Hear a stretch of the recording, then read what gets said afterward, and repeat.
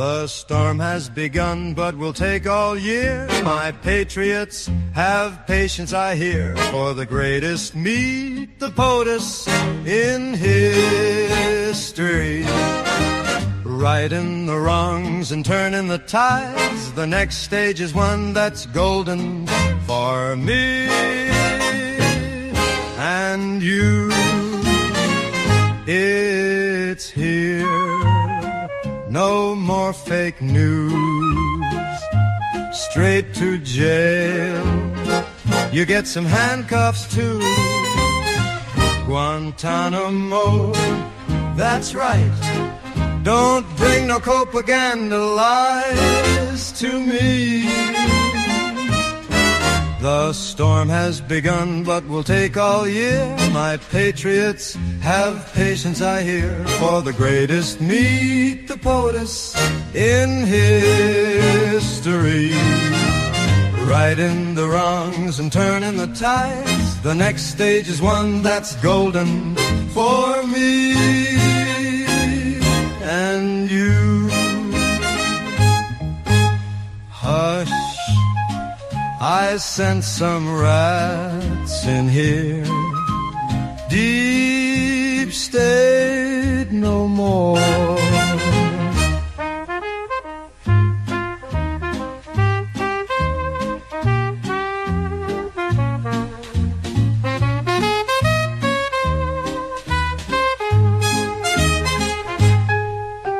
Hush, I sent some rats in here. Deep state no more.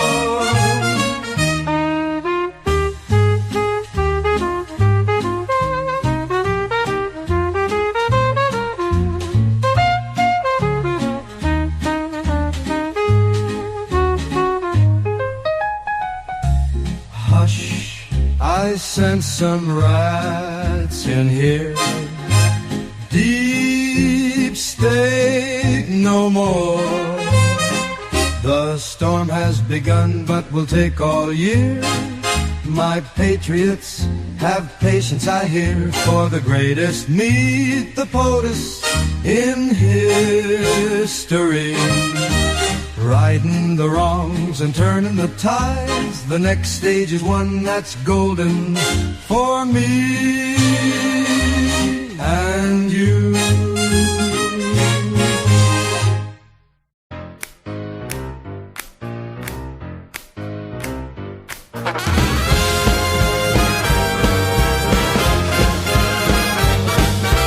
Junior steps up in his Sunday best, with a fire in his heart and a star on his chest. He's got grit, he's got soul, he's got nothing to lose. He's the man with a plan in his well-worn shoes. The trumpets call, the banners wave, a nation's hope he's here to save. Step into the light, Junior, don't you fall. Risk it all, risk it all. For the kids who cry, for the hearts that call. Risk it all, Junior, risk it all.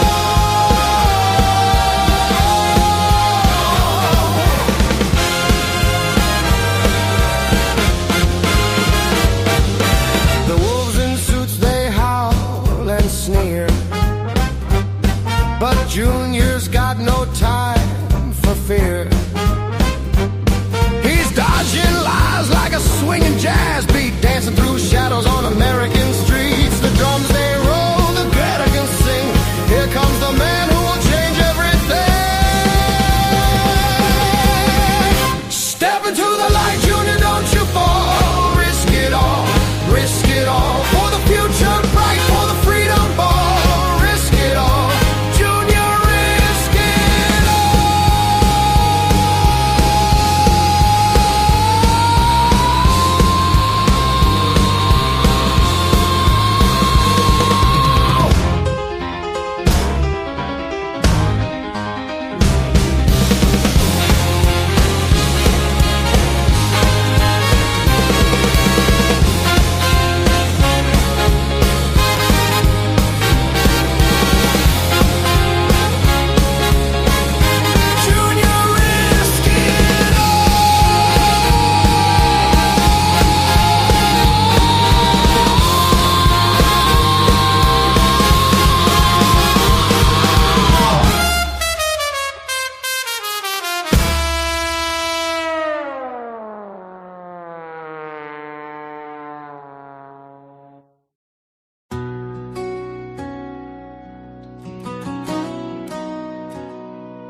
Charlie loved Jesus. Charlie loved home. Walk with the truth, never walked alone. Erica by his side, holding on tight. Two little blessings brought joy to his life. We'll stand like Charlie, hearts full of light, speaking the truth and choosing what's right. Family and faith, the anchor we hold. The story of Charlie will never grow old. They killed him for his voice, always asking why, helping hearts to seek and find the truth inside. But his voice won't be silenced, it's louder today. A God-loving martyr still lighting our way.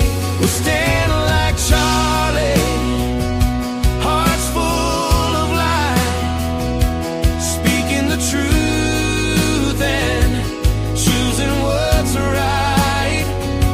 Family and faith, the anchor we hold. The story of Charlie will never grow. Now he's looking down on his beautiful kids with love in his eyes for the life that he lived. Mama says gently he's not really gone. One day we'll meet him, he's just far from home. Daddy's on a mission, heaven's his place. We'll see him again in the arms of grace.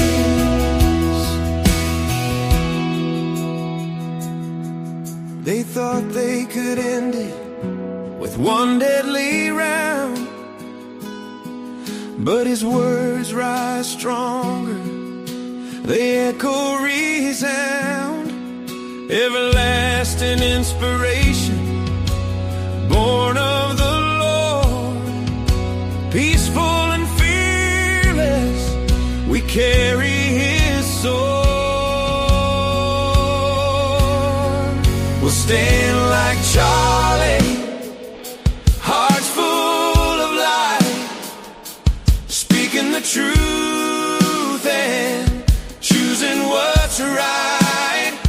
Family and faith, the anchor we hold.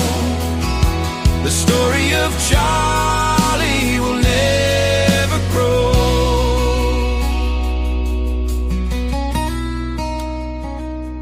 Charlie loved Jesus. Charlie loved home. Now heaven's his country, forever his throne.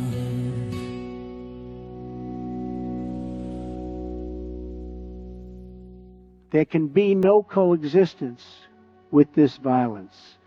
There can be no tolerating it, no accepting it, no excusing it, and no ignoring it. Every time a terrorist murders an innocent person and falsely invokes the name of God, it should be an insult to every person of faith. Terrorists do not worship God. They worship death.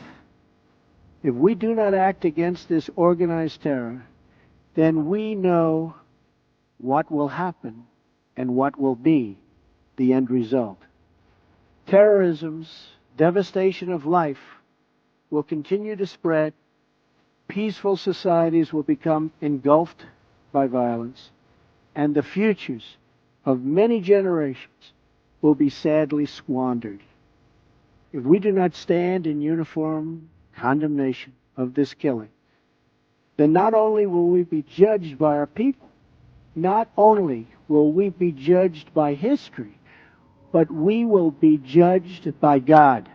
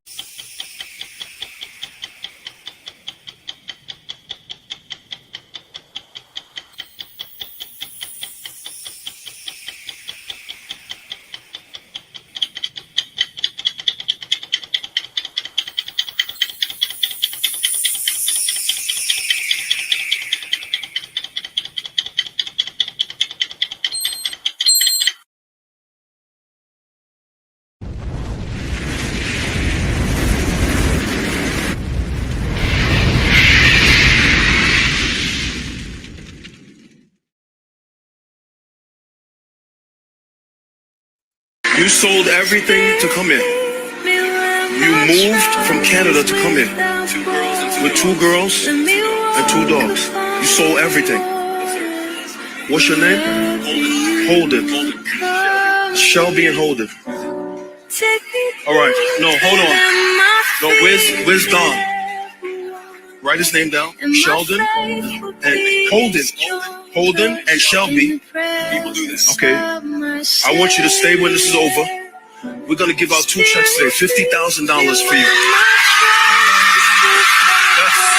No, yes. Yes. Yes. No, yes. No, yes. No. Don't block my blessing. No. Don't block my blessing. Don't block my blessing. 50,000 for you. No. Give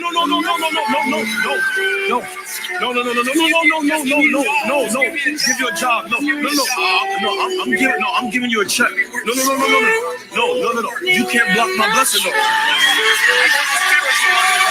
You want the spiritual money? We're gonna give you both. We're gonna find a job for you right here at 2819.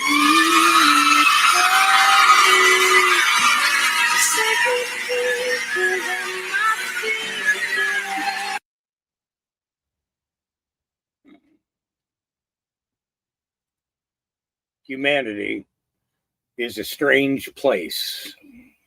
Humanity is a strange people. I mean, if we look at the world today, life in its entirety is strange. It's strange that I'm on at 9:15 in the morning when I got up at 9 o'clock. So literally, good morning. How you doing this morning, young man?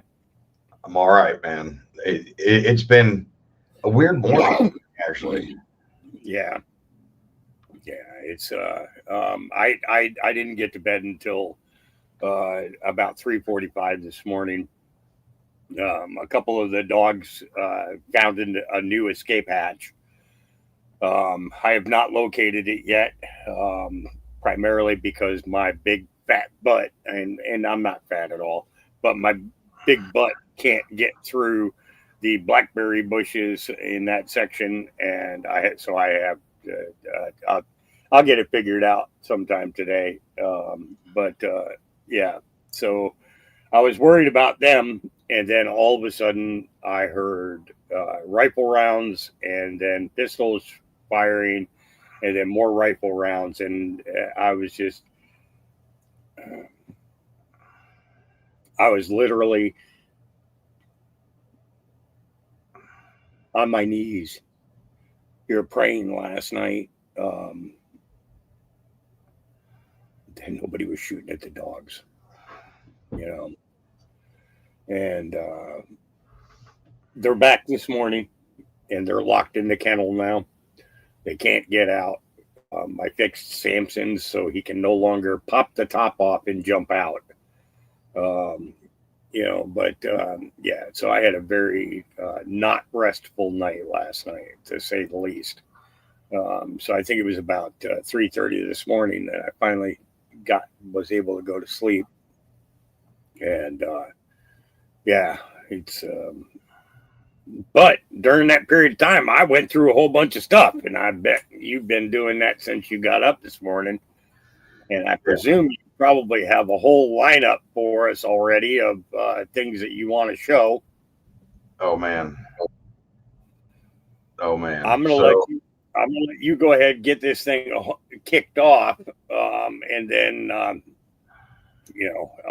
so take lead here, and while you're doing that, I'm gonna get a second pot of coffee going and check on the pups and get them fed real quick, and then I'll be back with you. So for right now, you're it, bro. All right, man. All right, so let me minimize my thing here. So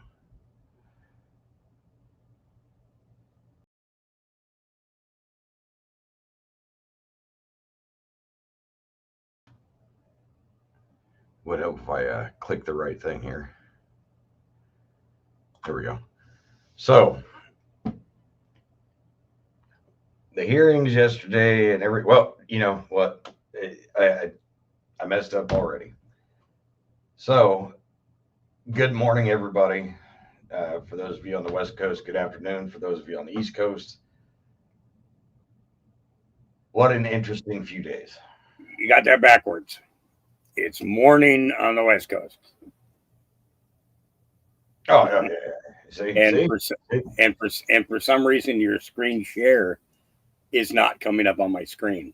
Oh, I haven't even done it yet. Okay. All right. Then I'm going to put you back in full. So it's been an interesting few days, to say the least. Some things have been kind of slowly trickling out that I don't think that they were quite prepared for. And we're gonna go into that. And it started with the Kash Patel Senate hearing day before yesterday. And after Kash Patel and Adam Schiff had a back and forth that was really, really amusing, actually. It was great to see somebody call out Adam Schiff for what he is. But let me go ahead and play that for you real quick, because and that's going to be based on where we go. Okay. So I think that's it. Let me see. Want the American people? Yes, that's it. All right. So without further ado, let's go here. There we go. All right. Here we go. Want the American people to believe that? Do you think they're stupid? No, I think the American people believe the truth, that I'm not in the weeds on the everyday movements of you're not in inmates. the weeds? What I am doing is protecting this country, providing historic reform, and combating the weaponization of intelligence by the likes of you. And we have countlessly proven you to be a liar in Russiagate, in January 6th. You are the biggest fraud to ever sit in the United States Senate. You are a disgrace to this institution and an utter coward. I'm not surprised. I'm not surprised that you continue to lie from your perch and put on a show so you can go raise money for your charade. You are a political buffoon at best. Well, you can take an internal. Take it to the bank that the FBI is protecting this country and the state citizens of California. We are doing historic reform. Point of order. But all you care about is a child sex predator that was prosecuted by a prior administration, and the Obama Justice Department and the Biden Justice Department did squat. And what did President Trump do? Bring new charges courageously. And what have we done? You say I'm the most transparent FBI director in history. 33,000 pages of information to you. I challenge you to say anything credibly to the truth. Go ahead and run to the cameras where you want to go now. You be quiet. So I don't know if you caught that, but he was talking about Donald Trump bringing new charges, right? So maybe you guys have heard something that I haven't, but I haven't heard anything about new charges. I know about an interview, with Ghislaine Maxwell. I have heard,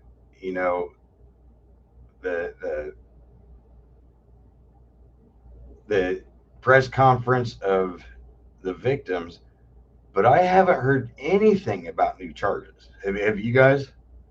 So it's interesting that he said that, for one thing. All right, let's keep going. Before I go to Senator Tillis, without objection, I want to introduce into the record the Durham Annex. The Durham Annex is a declassified appendix to John Durham's report about Crossfire Hurricane.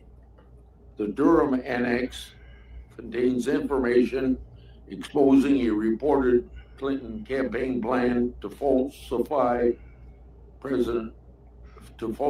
tie President Trump to Russia. For years, I fought to assemble and publicize all the facts heretofore unknown surrounding Durham's investigation, Crossfire Hurricane, and related matters.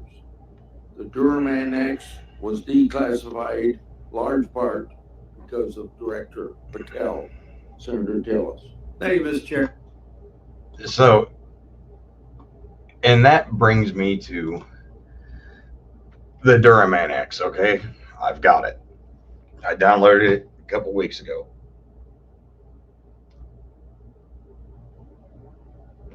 So, this in itself is pretty interesting. And I'm going to explain why here in a minute. And I'm going to tie that together with this right here. Pull it up here.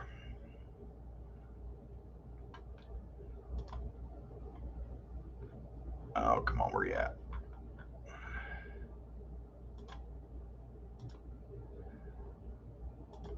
Let me move this over to here. So Donald Trump put this out last night on his True Social at 8:26 p.m. Okay, and that's important because I'm going to take you there in a minute.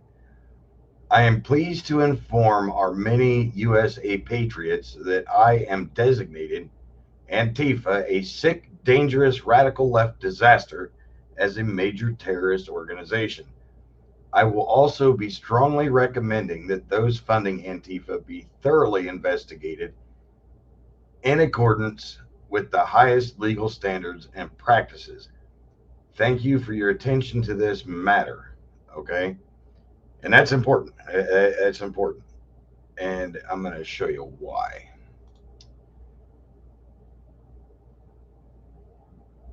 So that was 8:26, right? So let's go over here.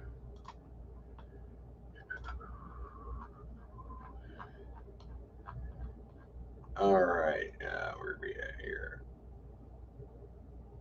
That ain't it. Come on, where you at?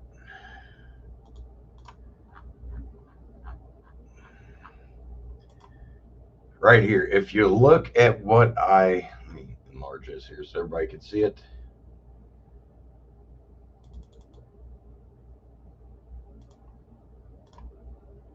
What I searched the number 826, the time 8:26, and the military time for the drops 20:26. And let's see what we come up with here. Okay. Let's go down.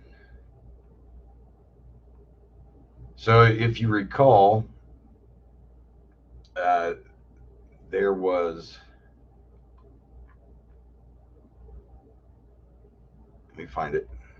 I just had it yesterday or earlier this morning. Let's see here. Right here. All right. And I don't know why this came up because that was not part of my search, but it came up nevertheless. All right. So it was known what was happening with the deep state, but this trip never happened in 2016. All right. POTUS formally announced his candidacy on June 16, 2015. Why did the HRC campaign actively work to push POTUS as the right candidate for the GOP? Why did the HRC campaign publicly attack POTUS opponents? Why did the HRC campaign want POTUS to be the nominee? Did the fake news play along? Think pre-nominee. What setup insurance file was created assuming that POTUS would become the nominee? POTUS 1. Cruz 2. Was Cruz the target of a separate illegal spy campaign? Okay, now let's go down here.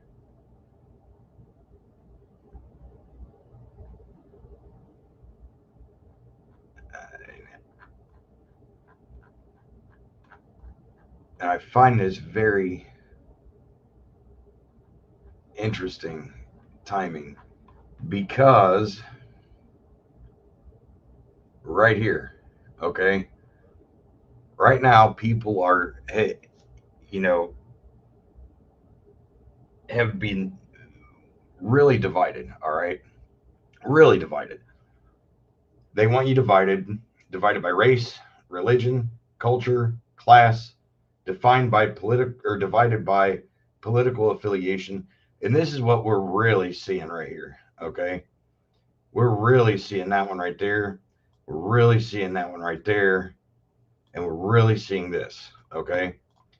Divided you are weak, together you are strong. We the people, where we go one, we go all. So it's just interesting because of that. Okay. And then we have, let's see here.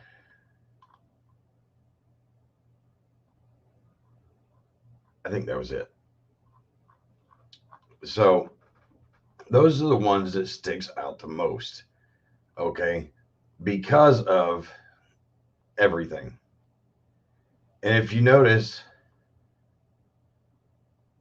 the other things that were talked about in that hearing was all of the children that were recovered. Okay. Where are the children? Seriously, where are the children? All right. 3,000 plus saved by the raids in Saudi Arabia alone. WW lanes shut down. Bottom to top, Haiti, Red Cross, classified, high priority. So they've done that. All right. And then also, Soros is coming back into the fold here. Okay. So I think this is very interesting because when we go here, let me drop that out, to this classified annex that was released, okay, the Durham Annex. If you come way down here, I'm going to read this part to you guys. All right, so the Office of Special Counsel has carefully coordinated the classification review of the unclassified report of this document with, and then based on, and it's blacked out right there, based on the coordination with their reviews, I have no idea what that is, concur with the classifications. I'm assuming that'd probably be the Office of the Special Counsel, I would assume. With the classifications. Access to emails, U.S. public and private entities, including government agencies, right here, and it won't let me highlight it, nonprofit organizations, and think tanks based in the United States. Among the nonprofit organizations hacked by Russian government actors in 2016 was the Open Society Foundation, formerly known as the Soros Foundation. Okay, remember that document was put in 2 days ago by Grassley. All right. Received from a source referred to herein as TI or T1 and shared with the FBI intelligence consisting of, and it doesn't give the names here because that would unmask them. We identify the information provided by T1 as sensitive intelligence. The sensitive intelligence included emails, and once again, it's blacked out, hacking US-based communications, and reports analyzing the hacked materials and what appear to be original hacked emails of US persons. 2 of the apparently hacked emails appear to have originated from the Open Society Foundations. The purported author of these emails was Leonard Bernardo, who is the regional director for Eurasia at the Open Society Foundations. In that capacity, Bernardo oversaw efforts relating to Russia, the former Soviet republics, among other countries. Now, remember, all of this was included in the Steele dossier, I believe, wasn't it, Hawk?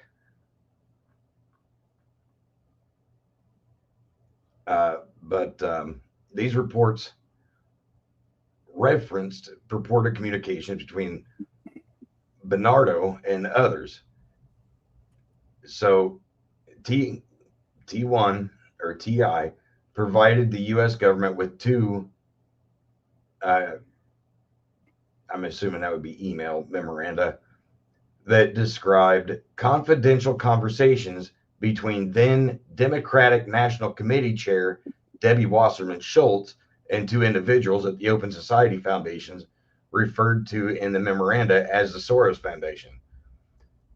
Bernardo and Jeffrey Goldstein, who, according to public sources, was senior policy advisor for Eurasia at the Open Society Foundations. Okay, and I'll come back to this, but the one big thing here,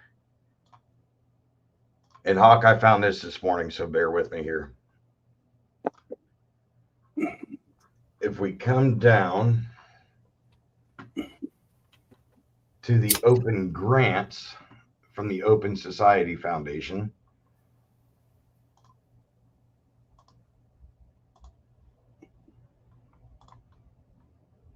the Open Society Foundation is a network formerly known as Open Society Institute, which provide grants in areas of democracy, good governance, human rights, and economic and legal social reform. All right. So if we come down here, I just seen it. Okay, right here. Open Societies Foundation has spent over $10 billion in grants for issues related to democracy, health and human rights, education, and etc. Human rights has always been high on the funding agenda of OSF and is given about $2.4 billion. To defend human rights, particularly in the rights of women, ethnic, racial, and religious minorities, often marginalized groups such as drug users, sex workers, and LGBTQ communities.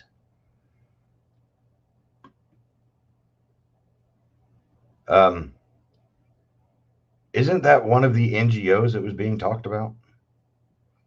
The Open Source Foundation, yeah, it's that's what Trump alluded to, before he left for his trip to the UK. He clearly stated that he believed that now that the investigation, because it's something that happened yesterday that most people probably don't even know about yet. And that was that Donald Trump classified Antifa last night as a terrorist organization. And just so everybody can see, hold what you're moving for a second there. I'm going to do this real quick. Okay. It says, I am pleased to inform our many USA patriots that I am designating Antifa a sick, dangerous, radical left disaster as a major terrorist organization. I will also be strongly recommending that those funding Antifa be thoroughly investigated in accordance with the highest legal standards and practices. Thank you for your attention to this matter. Now, basically what he's doing is he's stating that we're going to go after those who are funding this, as well as the activists themselves. This is a big step, okay, because in most cases, it's the foot soldiers who take the brunt of everything, and the foot soldier is, sitting back hoping that they get paid for being locked away or being caught, or sacrificing themselves. But see, that's the whole point of it. When you look at it, what is Soros doing? Soros is sacrificing the youth of America, is sacrificing different coordinated groups in America. Okay. So unless something is done about the NGOs that are doing the funding, then what good is it to pick up their foot soldiers other than just removing maybe some violence off of the roads, off of the streets, right? Mm-hmm. So but when you look at removing the funding, that hits more than just the pocket. That hits the pockets of every foot soldier, who will then begin questioning who and what they are associated with. You got to get rid of that funding. So, and here's a big one right here. The part of that funding is also the privatization of law enforcement. Okay. Yeah. And this is coming from funds for NGOs.org. All right. The Open Society Institute. I'll drop this in the chat here for everybody for the YouTube side, and I'll drop it over here in the private chat. So, you know, that's huge, you know, because, and if we come back over to here, I'm going to show you something else. And if you look at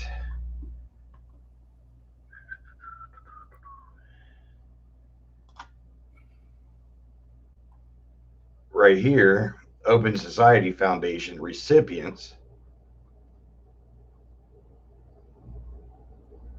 How can you see that okay, or do I need to enlarge it? No, yeah. Well, yeah, it makes it easier if you enlarge it, because that way then everybody sees where you're going with it. Okay. So this is the Open Society Foundation donations. And this is a list of the recipients that got those donations. So most of it was Democrat. All right. Most of it. There was how many Republicans were listed? Just one. Who wants to guess which Republican it was? So if we look here, the House Majority PAC. Now this is from 2024. Okay. Kamala Harris was the big one. Okay. The Minnesota Democratic Farmer Labor Party, the Democratic Party of Colorado. Now, tell me again, which two states are the problem children right now, aside from California and New York? Well, you got Seattle, you've got Portland, so you got Washington and Oregon. You've got you said besides California and New York, is that what you said? Yeah.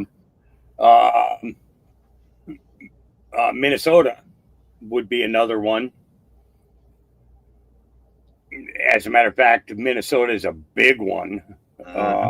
You know, if we really dig into it, Minnesota is probably one of the leading. Minnesota and Michigan are the leaders in Islamic type of activity, but at the same time, they also have a very large presence in regards to Antifa, especially for the Free Palestine side of the Antifa arm. And then we have, there was one southern state that there was still some shenanigans going on, but it was nothing of great import, you know. Boston, I think Boston is becoming more controlled. Denver, absolutely. I think that there's going to be a lot that's going to come out in regards to Denver, because that's, you know, you're talking about where the guy from the Dominion, Eric, I don't remember what his last name was. My brain's not. Yeah, I know who you're talking about. You know, because he spoke at an Antifa event and he said, you know, Trump's never, you know, we're gonna take Trump down, you know, and so on and so forth. You know, so why that wasn't used by the FBI in order to harness that in, well, you know, it's all part of the script. You know, these people have to reveal themselves. You know, we can point things out, but the people, you know, the individuals that we're pointing out have to reveal themselves, you know, because, you know, all we're doing is, you know, saying that somebody did something. No, we need that person to step forward and say, I did this, you know, and it's going to be, yeah, it's going to be rather interesting. But I would think that between Seattle and Portland, that's those are a big one. But Minnesota, I would say, is the biggest, and Illinois, as well, because of everything that Pritzker is doing. That's that puts a whole lot out there. Oh yeah. I mean, and if we look at all of these names, we see a lot of the same names of the ones that are stirring up the most crap. And our great task, okay? That was the one Republican one, I think. Those who scream the loudest. So it's one of those things. And I also went to just Alexander's because we know Alexander Soros took over for George, right? Is that it? No, that's the foundation one. All right, let me go back.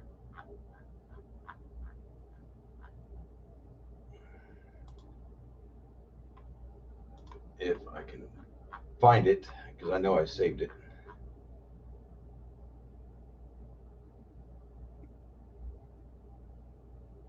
You're as organized as I am.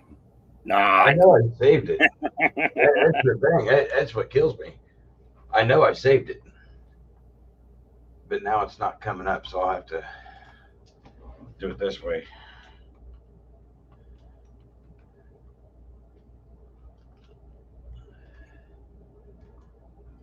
Let's do it this way. The Alexander Soros Foundation raked in $894,000 in 2020. So let's look at all cycles here. And the top recipients.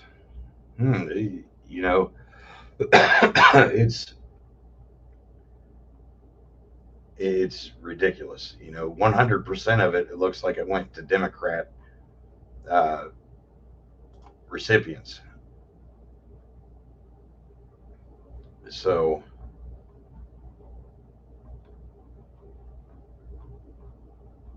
I mean, yeah, DNC Services Corp. DNC is a big one. That was their biggest one. But going back here to the document that Chuck Grassley had introduced yesterday or the day before yesterday, information released to the media in the last few days about FBI investigating possible corruption relating to the Department of State under the leadership of Clinton. Preferential treatment of donors of the Clinton Foundation caused significant negative reaction inside the party. At the same time, the leadership of the Democratic Party had known about the information since June of 2015. According to Wasserman Schultz, the FBI so far does not have persuasive evidence against Hillary Clinton because of the timely deletion of relevant data from the mail servers. And if we come down here, there was a plan, okay, a two-pronged plan that was discussed. And this could be part of why Donald Trump has been calling it a hoax. Okay, as far as the you know what I'm saying? The Epstein list? Yes. A two-pronged Democratic Party opposition is focused on discrediting Trump through debates and propaganda activities based upon his weak points, such as his uncontrollable temperament, questionable instances in business dealings, and absence of diplomatic skills and lack of political experience. Among other things, the Clinton staff, with support from special services, is preparing scandalous revelations of business relations between Trump and the Russian mafia. Currently, they are studying his connections with Aris Agalarov, Timur Sapir, a deceased businessman of Russian heritage suspected to have ties to the Italian mafia, Tafik Arif, the owner of Bayrock Group. Now here's where it gets juicy. Suspected in being involved in prostitution and human trafficking from the former USSR, and Telman Azamalov from the AST Group.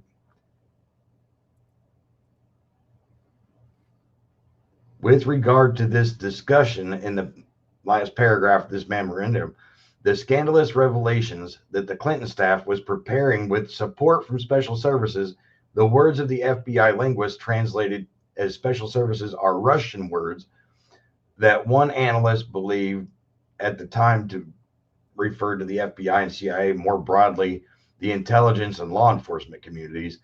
Another analyst caveating that it was speculation, said that it was perhaps the phrase special services in this context could refer to Trump dossier author Christopher Steele,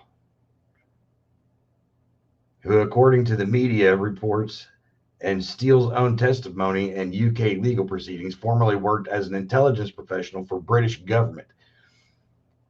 And correct me if he was just in Britain yesterday, right? He's still there. He's there until the evening of the 19th. He comes back. He'll arrive here on the 20th. But isn't that interesting timing, especially with Chuck Grassley dropping this thing day before yesterday into the official record? Well, the annex is, this is the thing, is that the Durham annex, the bits and pieces that we've been able to see of it,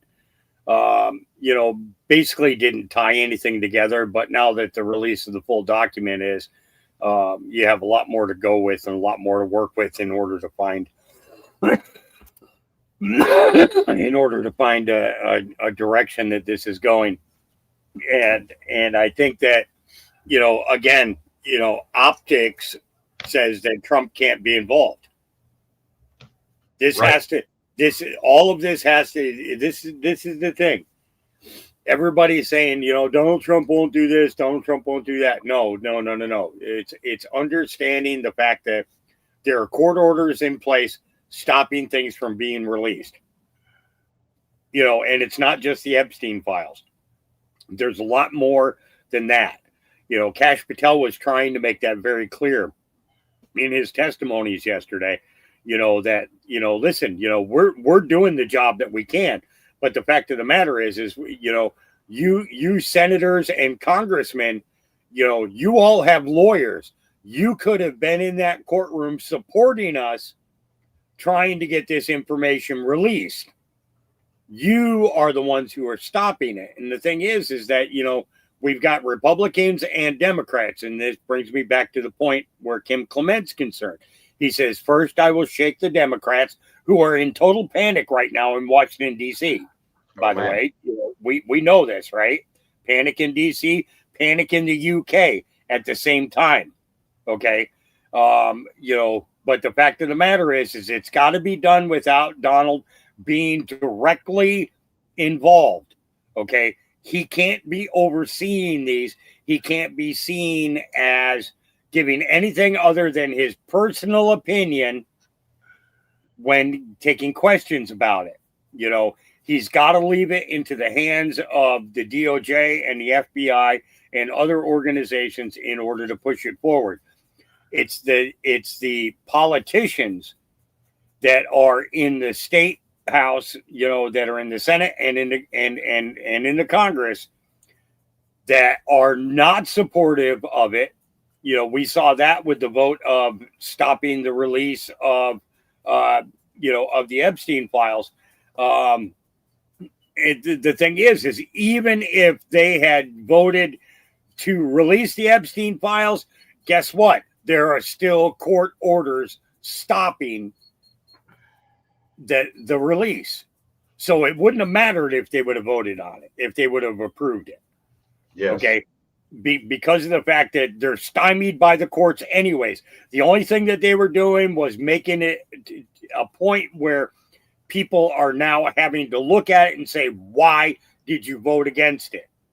Why did you vote against it? Well, they don't want to send their lawyers over there. They don't want that cost. They don't want it. They want our money. Okay. They want our money. Okay. But they're not willing to spend our money on attorneys to get things released. They're not willing to take that expense upon themselves in order to ensure that the proper legitimate information is released in its entirety, the truth, 100% the truth, and no bull. Well, and the other part of that is they keep bringing the issue up because they're trying to sow division, is what they're trying to do.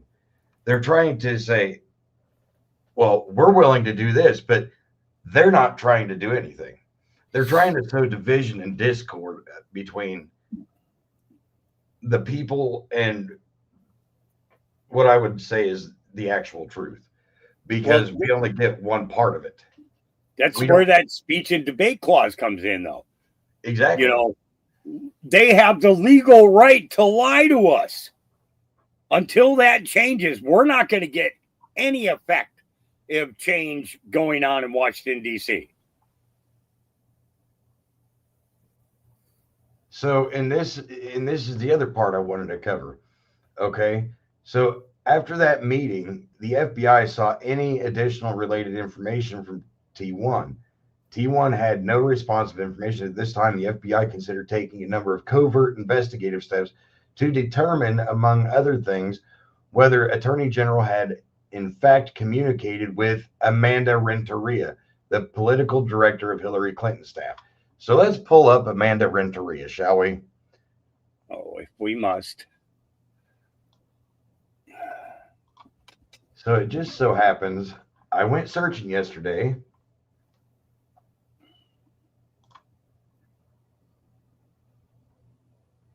Amanda Renteria, right here. She was with Blue Meridian Partners and the Audacious Project. She was also a member of Joe Biden's Advisory Commission on Advancing Educational Equity. Political director for Hillary Clinton's 2016 presidential campaign. And Hawk, you remember last year when we did a show about Xavier Becerra? Yep. Well, guess what? She was the chief of operations for him. Yep.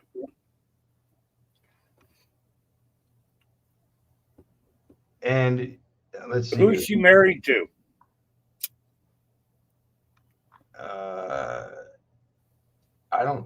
I'm not sure. I'm not sure. Personal life. Renteria's father immigrated from Mexico, sitting in Woodlake, California. The second of three daughters. Patrick Brantley. Does it say what he does? A managing director for a nonprofit focused on brain-related diseases. Another NGO? Wait. Everybody's calling the trans thing a brain-related disease, right? A mental illness of sorts? Mm-hmm. Uh-huh. So that's interesting in itself, okay? So let's go on. What other names do we have here? Trisha Anderson. Let's see. I think I got that one too. Let's see. I saw that, Fred. I saw that. While he's looking for his next one, I saw that. And from I asked Grok to give me a count from the video that was made by Tommy Robinson from the helicopter, and Grok said that it was somewhere around 2.7 million to 2.9 million was what Grok had stated was the actual number, and that was after inserting the video. Sorry, I just wanted to respond to him on that because he's on a different time zone than we are, and and also to let him know that you're good. Let him know that I'm having a safety meeting here by myself. Yeah. So another one was Trisha Anderson. When I looked it up yesterday, all right, let's see here. No, that's Julianne Smith. Wrong one. Okay, but Julianne Smith, she's coming in later in that thing here. She was a permanent representative in NATO under the Biden administration. So we'll get to her in just a second here, because I mean, it's getting deep, because all of this coincides with the Open Societies Foundation, right? And we know that the Open Societies Foundation is a major contributor to a lot of these leftist, these far left-wing radical bullshit, right? So, and we know they've donated to Antifa. We know that. We know that Alexander Soros has been, in the last year or so, making really veiled threats without making threats, if that makes any sense. Mm-hmm. So, and then in this memorandum stated that Clinton approved a plan proposed by one of her foreign policy advisors, Julianne Smith, to smear Trump by magnifying the scandal tied to the intrusion by the Russian special services in the pre-election process to benefit the Republican candidate. Okay. According to the data from the election campaign headquarters of Hillary Clinton obtained by or via the U.S. Soros Foundation on July 26, 2016, Clinton approved a plan of her policy advisor. All right, so let's pull up that Julianne Smith now. So not only did she do that, but she was also Deputy National Security Advisor to then Vice President Biden and in the Obama administration. So we're seeing all of this kind of come up and get tied together. Okay, it's unreal. And then later NGO experience, 2014 to 2018, she worked in the Center for a New American Security. She was also a fellow at the Robert Bosch Stiftung for 1 year. So let's open this up and let's see what this is.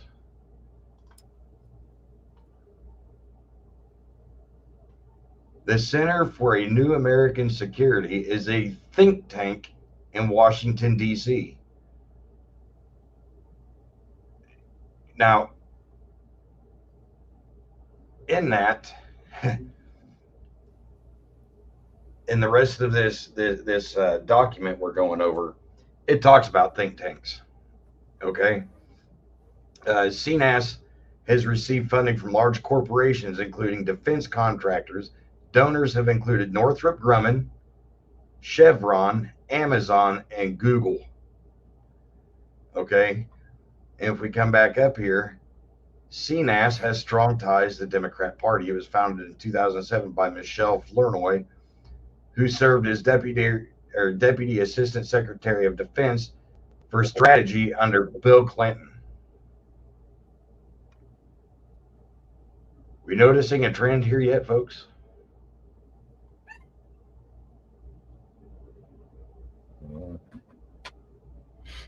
The organization's top donors include Northrop Grumman Aerospace Systems, Open Society, Airbus Group, the Boeing Company.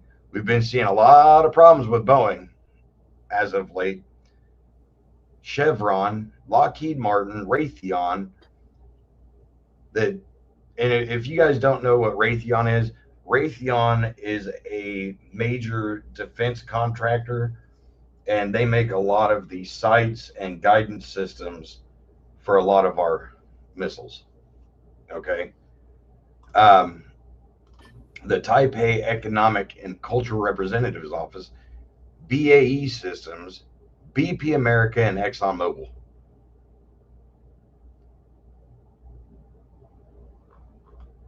So as we keep going down here, you know, it just keeps getting deeper. Okay. I mean, and they all tie back to the same places. So, Hawk, I would email you this. I'll email you this document if you don't have it. But it gets really interesting, as far as everything goes. Another thing that was mentioned is I pulled it up earlier, but it all ties back to Antifa. And I also did a drop search for Antifa, and if you look here, an upcoming Delta, Hawk, did you see this? Yeah. For September 25th, designates the KKK and Antifa as terrorist organizations. 2D founded, financially and legally backed orgs. DA set free blockade post terrorist designate. DA have no proof, linked to Antifa argument coming. Antifa mapping began long ago. Oh yeah, I mean it. And like I said, in yesterday's Delta, sometimes non-domestic sources of information provide a more accurate report. And we'll open this in the tab here. And what do you know?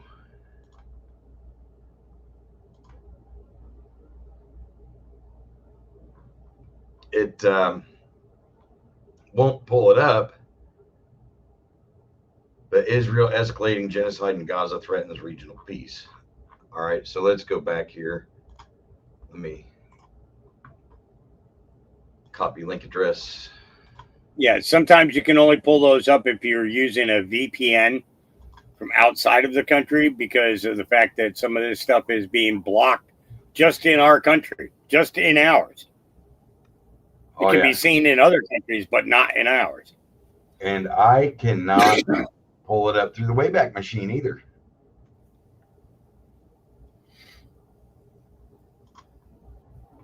So it's and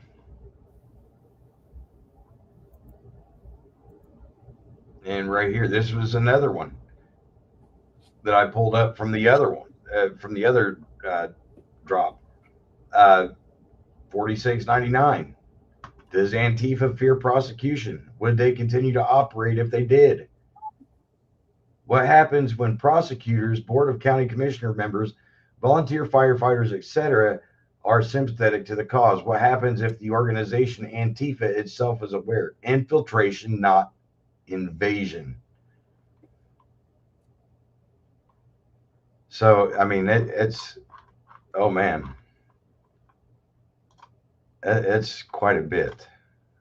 I just dropped quite a bit in a short amount of time. So it's unreal.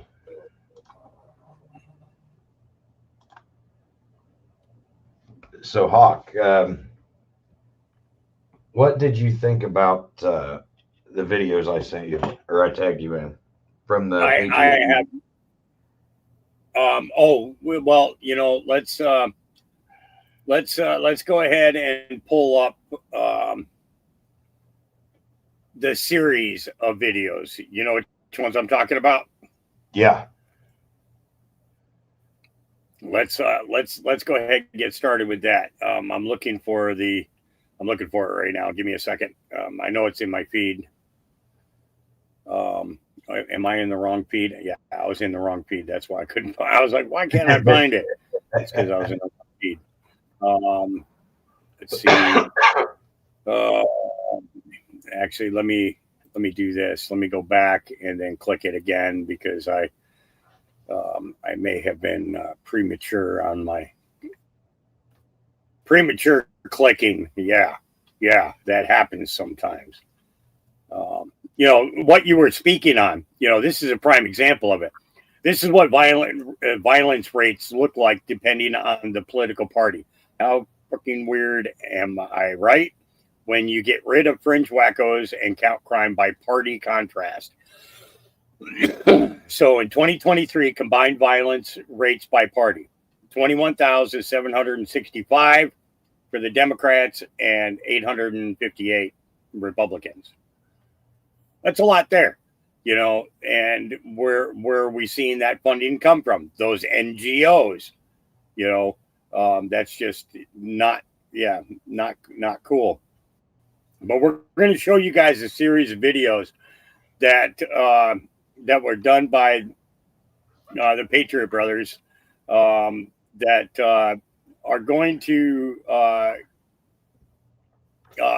well, let me put it, the easiest way to put it is the government's investigation into the groups that the shooter belonged to are these guys revealed it all.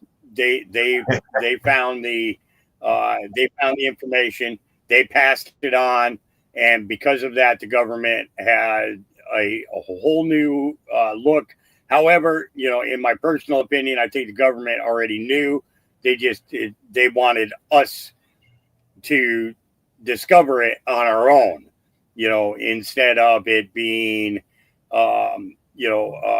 the government coming out and saying it, because it's harder to believe when your government's telling you, which is true. It is. It's a lot harder to believe anything coming out from our government, because all they've done is lie to us. That's all that they've done, you know, over and over and over and over and over. And it's ridiculous. So let's go ahead and let's take a listen here. And I'm not sure what order these go in because of. I think they're actually in order. Yeah, I think they're actually in order. So I think that one's but first. am I going? Yeah, part one. Can you hear me? Mm-hmm. Okay, so I'm not muted. No, you're not muted. We are a little bit nervous about this one. We might have stumbled on something really big and really important. And as a matter of fact, our incredible investigator here, SK, reached out to probably one of the biggest accounts over on X right now. You guys know her as Data Republican, and started sharing some of the information that we found, not by ourselves, but a whole bunch of people over on X found. And then we started pulling some of this stuff together. And then oddly enough, we were able to figure out, well, I don't even know how to describe this. I can tell you because I did it. Yeah, I don't even know how to describe this. This might be massive if this plays out the way that I think it's going to play out. Massive. I'm going to pull up Data Republican's page over on X. SK, give us a rundown of exactly what happened this evening. I was sitting in my truck watching my son's soccer practice, and it was like on fire on our phones trying to figure out who these people are. And holy crap, did we just hit the mother load. I'm shaking. It's okay to be shaking. I'm scared. Like, this ties literally to the State Department and yeah. And this person is the head of the of several different firearms organizations in Salt Lake City, and was on the campus of Utah doing research on trans things. And I feel like this is somebody important enough that they're able to scrub the internet of NGOs that have given awards and things to this person. And the NGOs are funded by the State Department. So I don't even know. I'm shaking. I'm sure you can hear it in my voice. I mean, like, I'm legitimately scared. So do we want to go back to the beginning of we need how this name came about, right? So there's an X account out there called Zero Hour. Zero Hour. And Zero Hour sent out a warning earlier today. It may have been yesterday. It was Ben last night. Shapiro that there is an account out there. I think it was a Facebook account. We've got all these images that essentially made a threat towards Ben Shapiro for his life.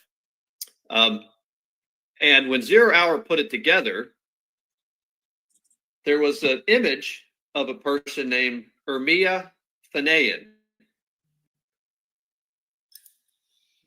And Ermia Fanayan, on not sure, I believe it's trans, we don't know, on her Facebook account, or not her Facebook, but on her ex account, his ex account, in the profile, the bio says organizer and trainer or educator for trans, we don't know, Armed Queers for Salt Lake City, Armed Queers SLC. So the reason and the way that we got on this path, right, is because if you remember,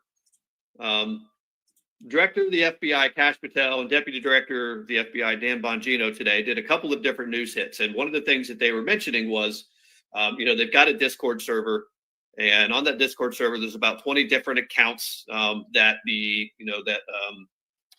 Charlie Kirk's assassin, his killer, was involved with. So they're going down the path of investigating those. There are number of other accounts that seem to have tweeted or on Instagram or other social media platforms that they had, knowledge in advance of the attack. And we're going to go through all of this stuff. And then as we're going through this one person's name kept coming up as an organization that was essentially organizing and training, in their words, queers to use guns. Right, which is fine. That's their constitutional right completely. What is not their constitutional right, however, is to use that training to then go and assassinate people for their beliefs, which is where I believe we landed with this. And Ermia Fanayan, when you start to research his connections, her connections, has a lot of connections into NGO-funded organizations in Utah. And a lot of those NGOs are getting their money from the state. The NGOs getting their money from the State Department, our U.S. State Department. She's been identified speaking at the United Nations, at those sorts of conferences and those events. So you can imagine why SK is a little bit nervous about what she found. So she then went to Data Republican, who she works with quite a bit, and asked Data Republican, can you help me kind of sift through this? And literally 5 minutes before we were supposed to go live, Data Republican started her thread. And it is some crazy stuff. I think we need to go back to the beginning, though. I think we need to go back. So we actually, believe it or not, we actually had a show planned. We have a whole outline here that I think is still relevant, because I don't want us to lose sight of why we began looking at this. If you guys remember, when Charlie Kirk was assassinated, or should say martyred, one of the initial reactions from many of us who've been studying these people for most of our adult lives, I mean, literally studying these people for years, immediately knew what was going on. This was the result of a trans activist. All the signs were there. And then Blue Talk and the warlords of propaganda immediately thought that, holy crap, we have to try to figure out a way that we can counter this narrative. So I think it was on Thursday that they started presenting to people this idea that this was just a Republican, somebody who grew up in a conservative household. His family must have radicalized him. And you saw all the posts.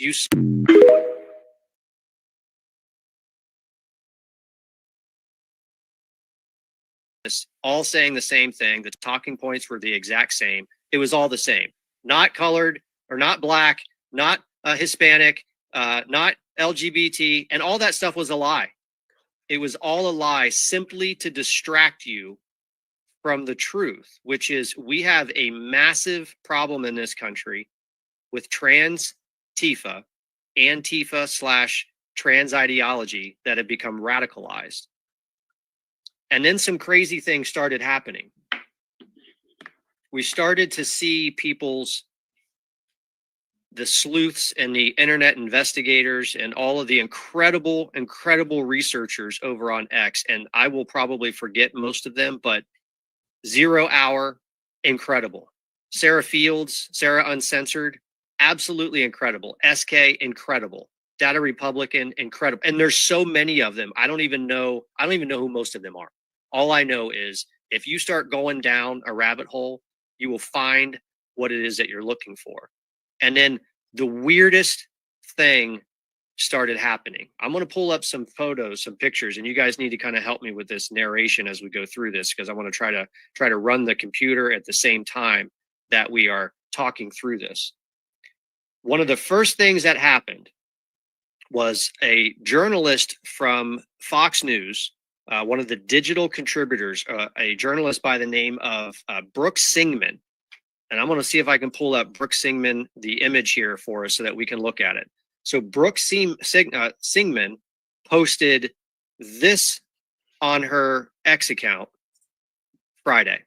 Exclusive. Charlie Kirk assassin Tyler Robinson lived with his transgender partner, sources tell me. The individual, who is a male transitioning to a female, is fully cooperating with the FBI. Sources tell me the FBI had text and other communications between Robinson and the individual that helped FBI authorities solidify that Robinson was indeed the shooter. Look, folks, it is a foregone conclusion at this point. I think everyone is innocent until proven guilty, but it is clear that that they are on the right track with the person that we suspect is responsible for the assassination of Charlie Kirk. And then allegedly, and then almost immediately, within a few hours, we started to get more information on who this person might actually be, the roommate. So I want to show you guys. You guys probably know some of this already, but I just want to make sure we go through this so we don't lose sight of the timeline here. The timeline is really, really important. So I'm going to pull up.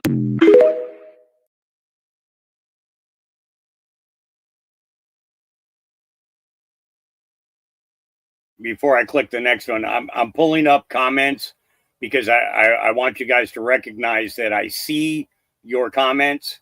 Okay. You know, even though the video is playing, I do see your comments.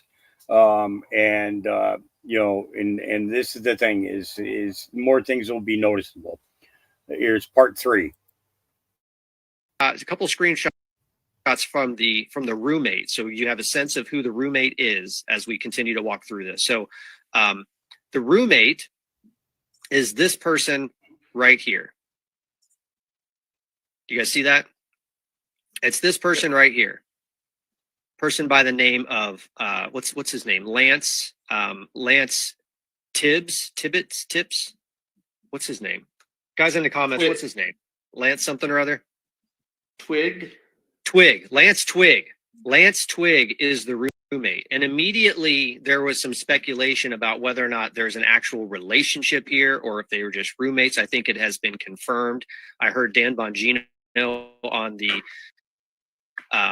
Megyn Kelly show today said it has been confirmed that they are in fact in a same-sex relationship, because Lance is a male who is transitioning apparently into a female. And yeah, we even found screenshots of conversations that Lance was having in different platforms. I think this is over on Reddit, where Lance is talking to people about the research that he was doing into different types of hormone therapies and the types of medications and stuff that he was exploring for himself.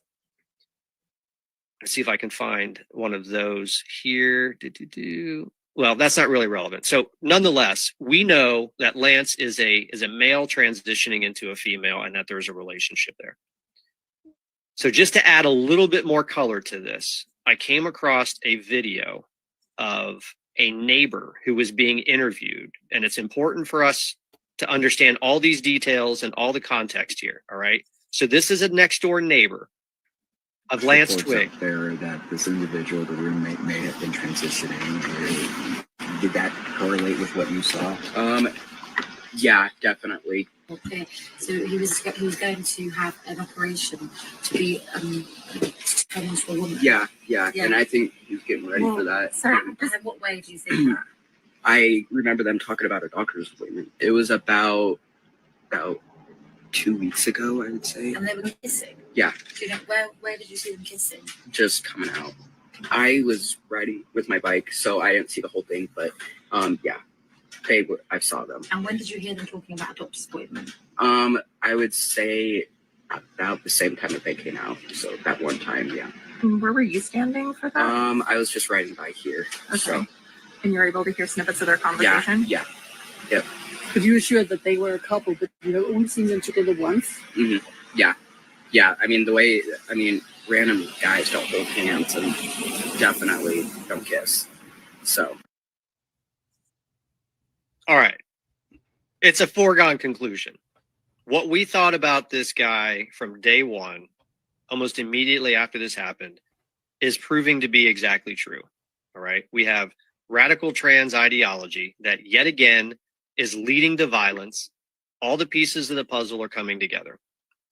Well, and then something even more fascinating happened. All right, let's get to the next part. It's out there. You guys can find it. But go ahead, keep going. Yeah. So the NIH, by the way, if I'm not mistaken, is currently looking very closely at banning conversion or these transition hormone therapies and cross-sex hormones and all, at least for kids, right? At least for kids, but most likely because there's a lot of folks who are pushing really hard to make these entire procedures and the entire industry illegal. I know there are a lot of folks who are trying to make that happen, and the NIH is probably going to end up leading the effort to looking very hard at what all these SSRIs and these the depression medications and these. I'm going to pause this for a second because there's a comment here that I want to that I want to put forth. Okay, so Awakened Trillium came with the comment like RuPaul. Okay. But the next comment, okay, Deadpool Snipes, he says, back in the day, we called them drag queens. Okay, I want to make something drastically clear here. Okay. There is a big difference between a drag queen and a person transitioning their sex. One is basically telling you, I'm a man dressed as a woman. I feel beautiful. I feel sexy. I feel whatever. Okay. But a trans individual, on the other hand, their whole idea is deception. Hiding who they were with who they are now. Okay, where one side of it is the sexual perversion of a particular society, the other is a deception ongoing, basically it's deceiving. Okay, the comment that Trump made in regards to grab the pussy. Okay. Think about it. I want you to just think about this. I would have no problem with grabbing the pussy, because I want to know what's there. I want to know what's there. I don't want to get involved in somebody who is not what they say they are. Okay. A drag queen puts himself out there as a drag queen. The flamboyancy of the makeup, so on and so forth, in comparison to a trans individual who is literally trying to infiltrate the other sex. Infiltration. There's a difference there. Okay. And, because I'm gonna give you a couple of prime examples. All right. Back in World War I and World War II, women, the only position that women would have in the military was either being a WAC, okay, or work in a hospital. Okay, that's it. So for entertainment, what did the men do? The men dressed up as women, playing roles, doing skits and things like that in order to create the sex that wasn't there. Okay. That to me, that's where like drag queens was the beginning of the drag queen period of time of our nation. Okay. And it was basically done as a comical thing, comical relief. Okay. Later became something more. Okay. So we have to make sure that we distinguish between the drag queens, which to me is more in the lines of perversion, than the transitioners who are deceivers, infiltrators of the opposite sex. Back to this. Cross-sex hormones and all of these things that are going on in this community and how it's affecting them psychologically. So that's something to consider. So Mushy seems to have some foreknowledge of something that could be happening on December 14th to President Trump. Leave it there. So I'm trying to think where to go here, because what I think we need to spend a couple minutes talking about. Actually, let's do this. We're going to skip around here just a little bit, because I think it's also important to understand that what we're going to show you is not, at least not yet, directly linked to the actual assassination of Charlie Kirk. We have yet to be able to find a direct link from this thread to the other thread. But I am willing to bet that given time and the work that SK, and I can see her over there watching Data Republican's feed on X. I know she's doing that right now. No, I'm sending her stuff. That's awesome. But we have not been able to confirm this yet. But I am fully confident that over the next couple of hours or next day or so, we're going to see the direct connection here. But as those accounts who are doing this research, Sarah Uncensored, 0 Hour, and a whole bunch of other people, and please, folks over on X, I apologize for not having your names, but I just don't. I will get better at that as we do this. But I do know the few, because, by the way, if you're not following 0 Hour on X, what the heck are you doing? Because that is some absolute social media gold. That account is fantastic. He's so much fun to watch. He just absolutely destroys people. But in the middle of them dropping these random accounts that seem to have foreknowledge of the event, suddenly a new stream or thread opens up. And this is the one that Nam was talking about a little bit earlier. Because in their research, they started to realize that it seems like the threats towards Charlie Kirk were not just exclusive to Charlie Kirk. So one of the first things that came out was I think it's this one. Is this it? Nope, that's not it. Let me go back to 5. Hold on. I want to do this as I show it to you guys. It's important that you see this as we go through this, because it's important that you understand how these threads and these connections work. All right. So I think 0 Hour is the one who put out the initial post on this, but the initial post essentially said, "Hey, Ben Shapiro, just a heads up that you're next. They have plans for you." And you can see this post right here, Merck X McKinn. And you'll notice down here, it's kind of fuzzy. It says Ben Shapiro should kill over next. Yep. So do you also have the follow-up image where this dude's X account responds and says, "That's my post on Facebook, but that's not me. I know this woman though, or man, or whatever." I think both of us put screenshots in there from that account. I do. This is it right here. So when there was a 0 Hour put a post out, and he basically warned Ben Shapiro that this person right here, this person holding the AR-15, had threatened to assassinate Ben Shapiro. And this same account, Merck X McKinn responds to it and says, I mean, I do know that person, but that ain't her Facebook account. That's mine. Which is a really interesting thing to take credit for.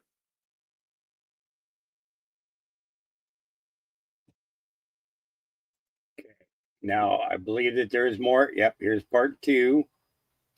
Okay, let's go here. Whoop. Can we get it for up full screen there? Almost like they're trying to shift the focus. Maybe.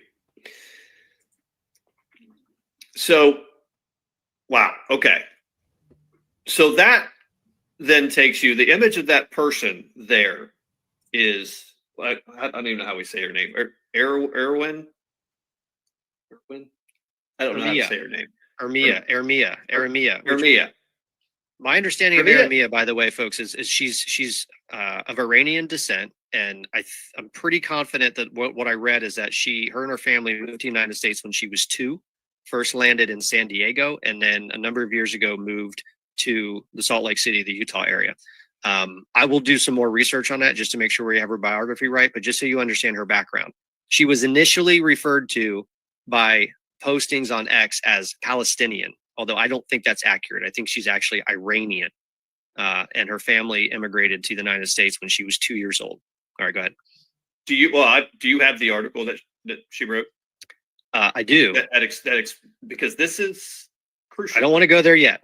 We're gonna talk about the why, because it's really important as we go through this, folks. We're gonna hopefully help you understand why it seems as though radical Islamists are cooperating, or should I say co-opting, this the trans ideology and radicalizing it is probably the right way to say it. Why do you see this really weird, unholy alliance between Islamists and LGBT or the trans community? There's a reason for it. One of them is intending to use the LGBT and the trans community as useful idiots, and that's exactly what they're doing. And I'm going to help you understand why, because Emiria, whatever her name is, what is her name? Ermia. She explains it. Ermia explains it in an article that she wrote. Actually, let's just do that right now. We'll pull that up right now. So she's not a prolific writer from what I've seen, but I did find an article that she wrote, and she had a link to it, I think, on her X account. Of course, I can barely see that. It's not that. Okay, I'm gonna pull up. We're gonna keep this here. I'm gonna pull up a second individual who does a quick breakdown of some of the stuff that these guys are talking about. All right. I warned you there was way more. The armed queers of SLC go global. With ties to the UN, meet the founder of the Armed Queers of SLC, Ermia Faniam, who is a transgender Palestinian immigrant and activist in arming marginalized groups, promoting gun violence on campus, and pushing for a communist society. She's also a chapter leader of the Pink Pistols, which is another armed queer training group. In 2018, the Pink Pistols merged with Operation Blazing Sword, which is yet another armed queer training group. Back to Ermia. She was awarded the 7 for 17 award by the Utah Global Diplomacy, which honors individuals in Utah who are working to advance the United Nations Sustainable Development Goals. She specifically was awarded for her advancement of gender equality. The Armed Queers of SLC is also deeply aligned with a Cuban nationalist group called National Network on Cuba, NNOC. And NNOC is closely linked to the Cuban government via... Okay, now I want to point out one thing that this girl does not talk about in this video, and that is Karen Bass, direct association to the group in which she just mentioned. Where is it? The National Network on Cuba. Karen Bass, the mayor of Los Angeles. Didn't she go there for training for? Yes, she did. Socialism and communism and yes, she did. Everything is tied together. Everything. You guys, you got to understand that everything that we're watching. Okay, you know, we can go from Charlie Kirk to Donald Trump to J.D. Vance, to what's going on in Congress, to what's going on in the FBI, what's going on with the CIA, what's going on with the NSA. Everything is connected. Yes, Karen Bass from LA has a direct association to the National Network on Cuba. So that's another connection. Okay. What has Gavin Newsom been doing? Been pushing for legislation in regards to trans rights, so on and so forth. Trans children, so on and so forth. Okay. All of these people are connected. All of them.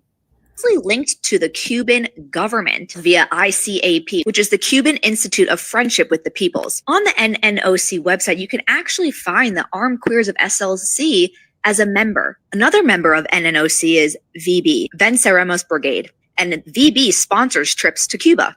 VB is also fiscally sponsored by the Neville Roy Singham's group, the People's Forum.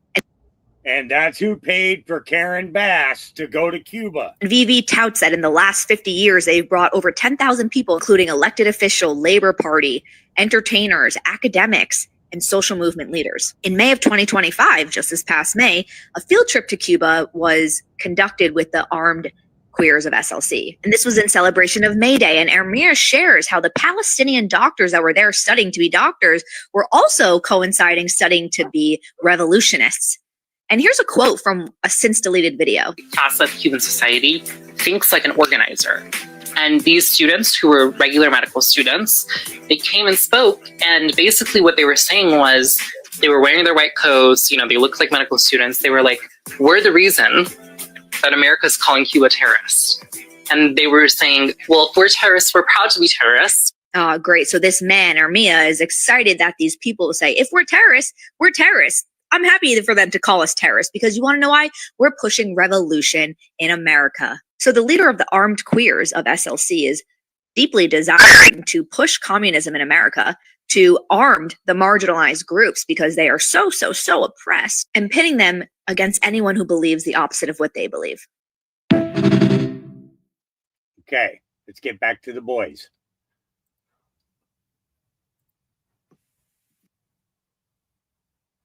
I want to be able to read this to you.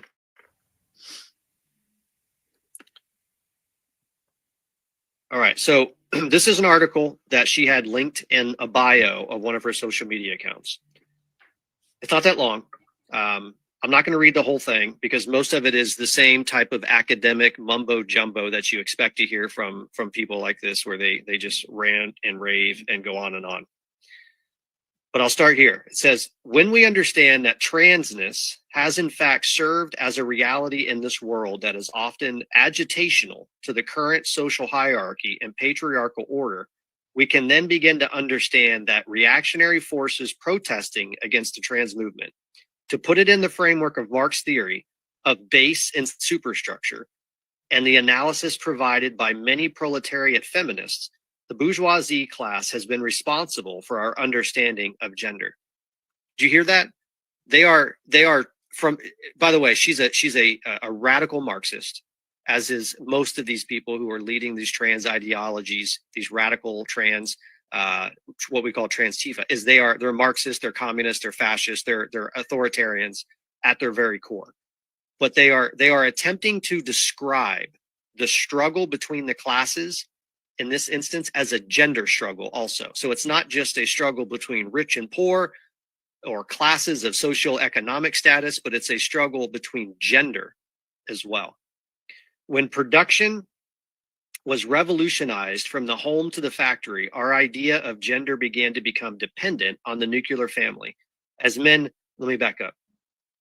Understand what she's saying here. She's saying when production was revolutionized from the home to the factory, our idea of gender began to become dependent on the nuclear family. She's effectively saying that the definitions of gender that we understand today have nothing to do with biology, have nothing to do with the way that we were created by our creator and the roles that are naturally best suited for one another. She's saying that it was a abstract creation of the bourgeoisie of the ruling class just to develop productivity, which is the dumbest thing I've ever heard. As men were now part of an economy that was no longer at home, this forced women to stay at home and bear the responsibility of taking children. Taking and then she goes, taking care of children. You mean raising and developing and growing and pouring into your children. That's not what they're talking about. They don't believe that that's what women do when they stay at home with their kids and raise their children. That's crazy.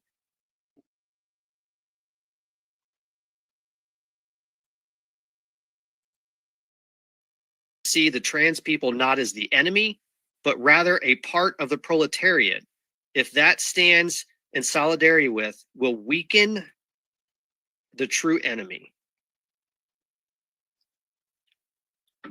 They believe, the Islamists, the globalists, the ruling oligarchs, they firmly believe that if they can legitimize trans ideology, it will be the thing that totally destroys the entire structure of the capitalist society. They believe that if men can become women and women can become men, and you get people to accept that, it begins the process of dismantling the system. This is why the Marxists care. This is why, oh, I need to take that off. I've had that on there too long. This is why the Marxists, the Islamists, the Islamofascists are co-opting the radical trans ideology and making it radical. Well, not only are they doing that, what they're also doing is they're instilling in them a genuine fear that, and they say it all the time. They say trans genocide. There's a genocide in the trans community. No one is killing trans people. There's no genocide. What they mean by that is, and what that little essay essentially is trying to get at, is obviously we're the enemy, and if we do not affirm the psychosis that exists, because it is a form of psychosis, if we do not affirm this, then we are literally killing them, right? That's where the trans genocide phrase comes from. If you do not play along, you are a threat to their lives, okay? And that has been pushed all the way down from academia. It's pushed all over the place. And more importantly, we're starting to see where it's actually fomenting, and it's all over our technology space, all over the place. Discord, and in our educational system. 4chan, Blue Sky, Roblox, Twitch, Steam, everywhere. Everywhere is where these kids, these young kids, these children are being indoctrinated into this mess. And I just want to call out, and SK, we're going to get you in here because you've got a lot to tell us about how this all actually works. I just would like to call out that 4.5 years ago, we watched the social media platform get completely obliterated off the planet, Parler, didn't we? Well, I'd like to say this. Discord, by the way, their entire back end, Discord, currently runs on Google Cloud. I say their back end because it's a little bit of distributed architecture, but you could shut this down. So you got a Discord server that's got 20 accounts that may have had foreknowledge of an assassination attempt, and it just happened on Discord. Reddit is completely on AWS, Amazon Web Services, which, if I'm not mistaken, is where Parler was when they took it offline. 4chan is self-hosted. Blue Sky is distributed, but the infrastructure and the backbone is on AWS. And Blue Sky is a freaking breeding ground for terrorism, and not terrorism, I'm sorry, for assassination-obsessed culture. It's all over the place. You cannot go on Blue Sky and scroll for more than 10 seconds and run into a post asking, begging, or wondering when someone is going to assassinate the president. You can't. Roblox. Well, oddly enough, I actually have a couple of posts from people on Blue Sky doing just that.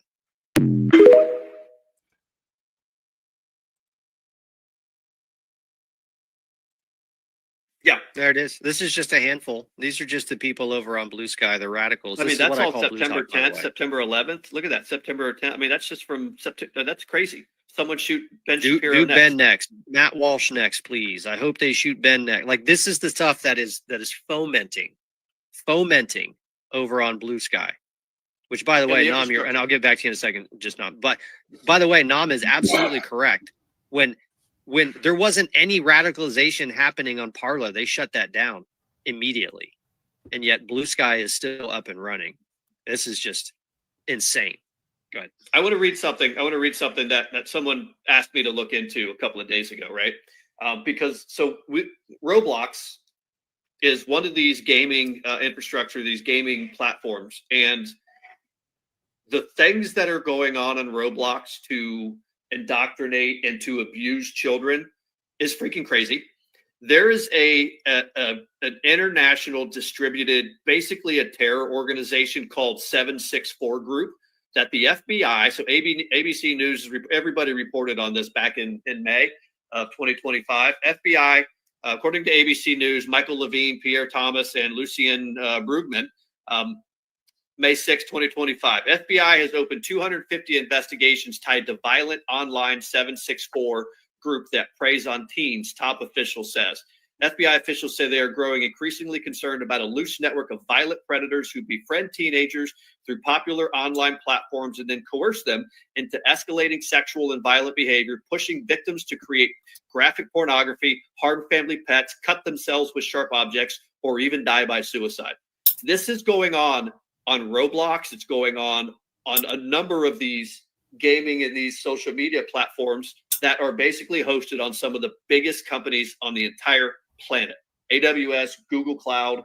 I'm sure there's probably there's Roblox, actually Elements. Some of it is hosted in Microsoft Azure. They can shut this stuff down in a second, but they don't. They let it go on. I'm telling you guys, go look at 764 Group. The things that this group is I mean, FBI's counterterrorism division and Justice Department's National Security Division are involved in investigations of that group. And it is the exact same sort of target that we're seeing is being targeted with these trans ideology and this Antifa ideology in these exact same technology platforms. This is crazy. This is absolutely crazy. Yeah. So, so that was part 2, and it's a very long one. You almost like they're trying to shift the focus. You can go to their maybe. You can go to their to their page, and I dropped the link in all of the chats for their channel. I recommend watching the entire podcast from beginning to end. There's a whole lot of information there it's out there. You guys can find it. Go ahead, keep going. It's putting a whole lot directly in our faces, and it's stuff that needs to be that needs to be seen. That needs to be a topic of conversation. And this is the thing is, I had somebody, send me an email that asked, why is all this stuff being pushed? Why is it all being pushed? Because if we don't recognize what the issues are, then there can be no repair. You can't fix something if you don't recognize something. If you don't see it for what it is, then you can't do anything about it.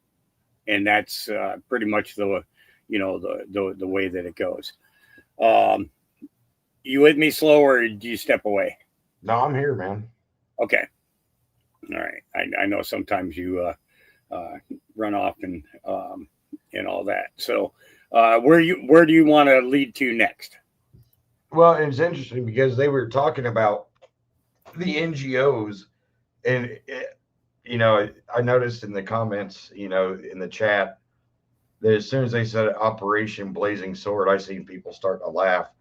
And I had a response for that, on X, also to that same video that girl was talking about. I said, oh, great. They named their organization after the clap. And,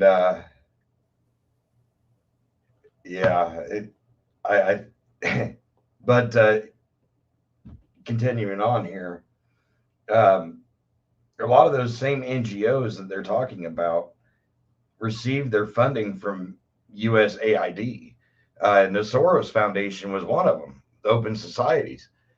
So government funded. is what I would say. And like I was talking about in the document that I had brought up, a lot of that started with the Clinton Foundation. And it started under Secretary of State Hillary Clinton.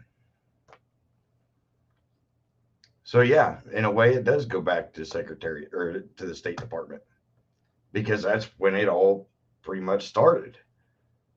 So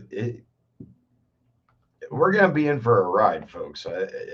I hate to tell you, we're going to be in for a real ride here pretty soon. And it's going to get bumpy. It's this young lady, she's been missing for a little while. She kind of walked away because she got tired of being censored. This is Jessie Lawless. And she used to be a really loud voice. The same as Milo. You know I'm talking about Milo, right? Yeah. You know, Milo coming out of retirement. I used to not play Milo intentionally because of the fact that he could be a wee bit inflammatory, right? That's just it's his persona. But he's 100% conservative, and didn't hold back from speaking the truth, and at the same time would cut you off mid-sentence in order to make a valid point, thus ending the argument before the argument really even got started. But with the assassination of Charlie Kirk, Milo says, you know what? Mr. Nice Guy isn't here anymore, so I'm going to come out of retirement and I'm going to, I'm going to start laying things to bear. Deez, I don't have any, I don't have any confirmation on that. I've heard rumors and speculations in regards to it, but until I see something concrete in writing, you know what I mean? Kind of thing.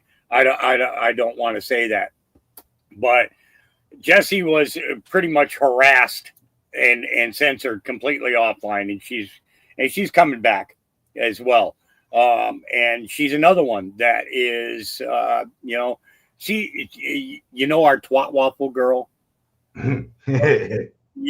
Okay, she's kind of like that. Only, she's very clear and precise about what she says.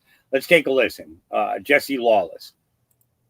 Hey Pumpkin, do you guys remember the type of content that I posted when I first kind of came on the scene? I used to cause quite a ruckus. Y'all remember the good old days when like every single video had some lefty loosey-goosey ass extremists losing their mind in the comment section? I really didn't hate it, it wasn't that bad. But after having like 4 pages banned, I decided to chill out. Kinda. I just put the burner on low and I just been sitting over here simmering. But after watching a good man be publicly executed because of his words, because of his opinions, I felt like it was time to turn the heat back up. Charlie proved that just one voice can shake an entire system. I'm not saying he was perfect. None of us are. And I didn't agree with every single thing he said. But that man was fearless. And that is exactly why they came for him. Fragile people can't stand when people speak truth without apology. They don't want change. They want submission. Charlie never bent. And that's why he mattered. Losing that dude was an absolute gut punch. And a tragic reminder that when our voice hits a nerve, they just try to shut it down. But guess what? Now we're all Charlie Kirk. I'm going to make videos that rub people the wrong way, and if you want to let me know in the comment section, that's fine. But don't expect me to argue back with you in the comments, because if you didn't like what I said in the video, you're probably not going to like what I say in the comments either, and frankly, I have better things to do. I'm not trying to force anybody to believe what I believe. I'm just trying to attract people who do, so plus button. And listen, if you call yourself a friend and can't handle the fact that we disagree, just go ahead and hit the unfollow now. I'd rather that than you force feed me your opinions in my comment section that I'm never going to swallow. So whether you agree with me or not, go ahead and let me know in the comment section, because freedom of speech is something I'll always support. And it helps the algorithm. Yeah. So she's back. We already covered Trump. We covered Burchett yesterday. Let me jump up here a little bit farther so that I'm not repeating what we went through yesterday. Let's see here. We covered that one. We covered that one. Well, let's see. There's so much stuff in my feed right now. It's ridiculous. It is. Okay, we're getting close. We are getting close to where. Okay, we covered that one. Immediately after this interview, there was a backlash to ABC. ABC then canceled Kimmel, which needed to happen anyways. Let's get started from right here. Harry the Soul Coach. Here we go. The bubble is about to burst, and we're about to see how all things start connecting up to the highest levels of corruption. If we go to the Q post, there's a name, Podesta, and many people would have heard about Podesta when they looked into Pizzagate. One of the very early posts, only post 15, just before all the big arrests took place in Saudi Arabia, it says 11.3 Podesta indicted, 11.6 Huma Abedin indicted. This was back then. Manafort, which is a name that you'll hear soon, was placed into Trump's camp, as well as others. Look, the corruption that will come out is so serious that deals must be cut for people to walk away. Otherwise, 70% of elected politicians would be in jail. You are seeing it already begin. A deep cleaning is occurring, and the prevention and defense of pure evil is occurring on a daily basis. They never thought that they were going to lose control of the presidency, not just the D's, and thought they had control since making past mistakes with JFK and Reagan. It says, Godspeed, Patriots. P.S. Soros is targeted. So Q back in 2017 was showing us this was already taking place. And there's a few posts on Podesta very early on. It says, where is John Podesta? Where is Tony Podesta? Did one or both escape the country and was let out? And at the bottom it says, how does it tie together? Podesta's plane has military escort and is being diverted, in brackets, forced down, short delay. This will be leaked. Watch the news, have faith. So everyone was anticipating the arrest back then. So it says, why do select senior political officials have foundations and institutes? What is money laundering? What does money buy? Why is this relevant? What other people were arrested in Saudi Arabia? What are their backgrounds? Are any connected to the Podesta group? Why is this relevant? And it says, what do you need in order to prosecute senior political officials? How do you avoid public misconception? How do you justify counter political attacks to mass public? Why is information so vital? And then you start understanding how this has taken so long, because all the information had to come out for us to tie it together. But it then takes us to the WikiLeaks, and it says Hillary Clinton acknowledges Saudi terror financing in hacked email. The emails were of John Podesta. And one of the emails, it says the kingdom still has its staunch backers in Washington, due in no small part to its lavish spending on lobbyists and public relations. Among them is John Podesta's brother Tony, a lobbyist. Filings made under the Foreign Agents Registration Act show that the Saudi government is paying Tony Podesta's firm, the Podesta Group, $140,000 on a monthly fee through the end of 2016, and that Tony himself consults on the Saudi account. You can see how it started looking up, and this is who Tony Podesta is. Comet Ping Pong. And among Jim's circle of friends, which are many, include former Democratic super lobbyist Tony Podesta. As I see it, Pizzagate is not about proving a sex ring. Pizzagate is about asking simple questions, like why does a Democratic super lobbyist, like Tony Podesta, have art like this? One of Tony's favorite pieces was Louise Bourgeois' The Arch of Hysteria, inspired by the contorted bodies of the female hysterics during Freud's psychoanalysis. And right next to it, as you can see here, Tony placed a cardboard cutout of his apparent Roman Catholic friend. According to Metro Weekly, Tony would hand out fresh pizza while his guests browsed his collections. As said before, the artists are not necessarily to blame here. It's the fact they're all collected by one person that's the most unsettling. And then you see how this links to even more HIV and AIDS from the WikiLeaks emails. It says the Pharma Alliance, Hillary Clinton, Bill Clinton, protect domestic high prices, domestic equals payday. Well, now it's all going to come out because all the information has been shown to us. However, now we can connect the dots and you can see how it ties to the very head of the snake and all the big players involved. And then it opens up the door to all these dark topics. It's all coming out in floods right now. So, the first arrest will show the direction, right? Podesta is 11.3 upon Podesta's arrest, and then 11.4. So there's I hate the fact that there's dual meanings to the majority of what Q puts in there. But the thing is looking at it and beginning to understand the sense of it, understanding the trafficking network, understanding the Luciferian network in its entirety really puts a lot more, into perspective. What we're seeing now with the Epstein files, okay, Trump ordered the release. Kash Patel and the DOJ ordered the release. Now, the only thing that is stopping the release is court orders, okay? It's not the politicians who are in office voting, okay? All right, that has them voting has absolutely diddly squat as to whether that information will be released, because of the fact that there are court orders that are stopping it from being released. Kash made it a point to state that. He made it a point to state that. You could have sent your lawyers in to our hearings in order to help us get this information released.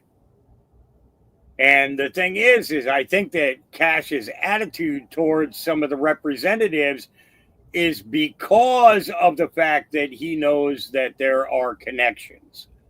Okay. It could just be me, but the fact of the matter is I believe that we are coming up to the point in this movie where we get to see the arrest of John Podesta. Okay. I think that that's going to come hard and fast because they're going to need a new narrative. They're going to need another narrative, and they're going to need it quick. All right. Everything that they've done around the Kirk assassination, okay, is being exposed. Candace Owens is calling out the big I. Okay. You know which I I'm talking about. You know, that one little country on the other side of the world that didn't exist in 1948. Yeah, that one. Yeah, but we're not saying that it's anybody in particular. No, we wouldn't say that, but it makes you wonder why certain things are happening. And here is going to be a prime example for you. Burchett. Hey everybody, Tim Burchett, just leaving the House for several bills. The Democrat bill on Omar they blocked us censoring her, if you can believe that. Yes, some Republicans didn't vote with us. Anyway, District of Columbia Policing Protection Act was a good bill by Clay Higgins. You can believe this, police can't chase somebody during a car theft in Washington. So that's we passed that and some others, but the bill dealing with Omar just is unbelievable. Anyway, that's what primaries are for, folks. Thank y'all for sending me here. Hey everybody, Tim Burchett, just leaving the House. What he's saying is that that the other arm of this, is this is another narrative, guys. All right, is that Ilhan Omar was on a podcast laughing about the assassination of Charlie Kirk. Okay. Now, if we're expecting accountability where it comes to the public saying something, why are we not getting accountability where it comes to our elected officials? Okay. And this is the thing, is that, their speech and debate clause allows them to say anything and not be held accountable for it. Okay. And the thing is I believe that if I'm not mistaken, Canada has a comparable law for their parliament. I believe it's the parliamentary there in Canada. I believe I'm not positive. Okay. But I believe that they have the same thing, because if there was true accountability, then the people who are going up and speaking in these in the whether it be the Senate or the Democrats, or in Canada, I'm not sure what the parties are called there. They're not the conservative parties. They're what? The liberal and conservative parties. Okay, so they're not, they're not holding you as Canadian citizens can't hold your government to account, no different than we can't hold our government account to the things that they say, especially on the floor. Okay, in I guess it would be like a state house or whatever it is there in Canada, as it is in our state capitals and our national capital. Okay, that speech and debate clause protects them from any type of consequences for the lies that they push. And both countries have been in, have been in this loop. Okay. And exactly, Dees, that's the thing, is that if there was no speech and debate clause, they would have to speak the truth. That's why I said that the Charlie Kirk Act does not go far enough. The abolishment of the Smith Modernization Act, okay, well, that stops the news from being able to lie to you. But the thing is they have something to fall back on and a protective line, because it's basically, well, they said it on the floor of Congress, but they said it on the floor of the Senate. It was the politicians who told us this. So, it's like looking at Nancy Pelosi's wrap-up smear. Okay? I've showed you guys that video many times where she explains the wrap-up smear, where they'll come up with something, they'll tell the media, and then they'll state it in front of the media in public, and then the media runs with that because the government said it. Your politicians said it. You see where I'm going with that? It's ridiculous. There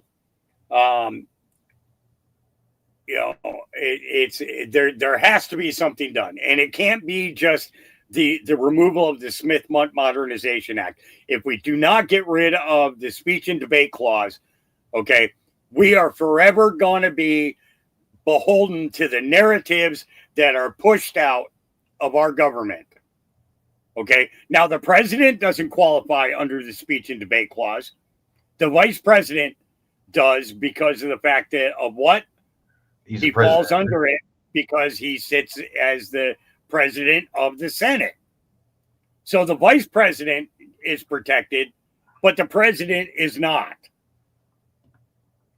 Okay, you and I are not protected in any way by that speech and debate clause. Okay, but they are. And what they say is supposed to be gospel. No, sorry. There's way too much there. Way too much there. Do you have anything lined up? I kind of do, but I already covered a lot of it. Okay. Why don't you run with the rest of what you have? I need to step away for a couple of minutes. I got to go to the, Okay, I got you. Okay, I'll be back. So, for those of you that have been following the resignations, the lady from Ball State was fired. Matter of fact, Ball State issued a statement yesterday. It says on September 10th, 2025, Ms. Suzanne Swirk posted a statement on social media related to the assassination of Mr. Charlie Kirk.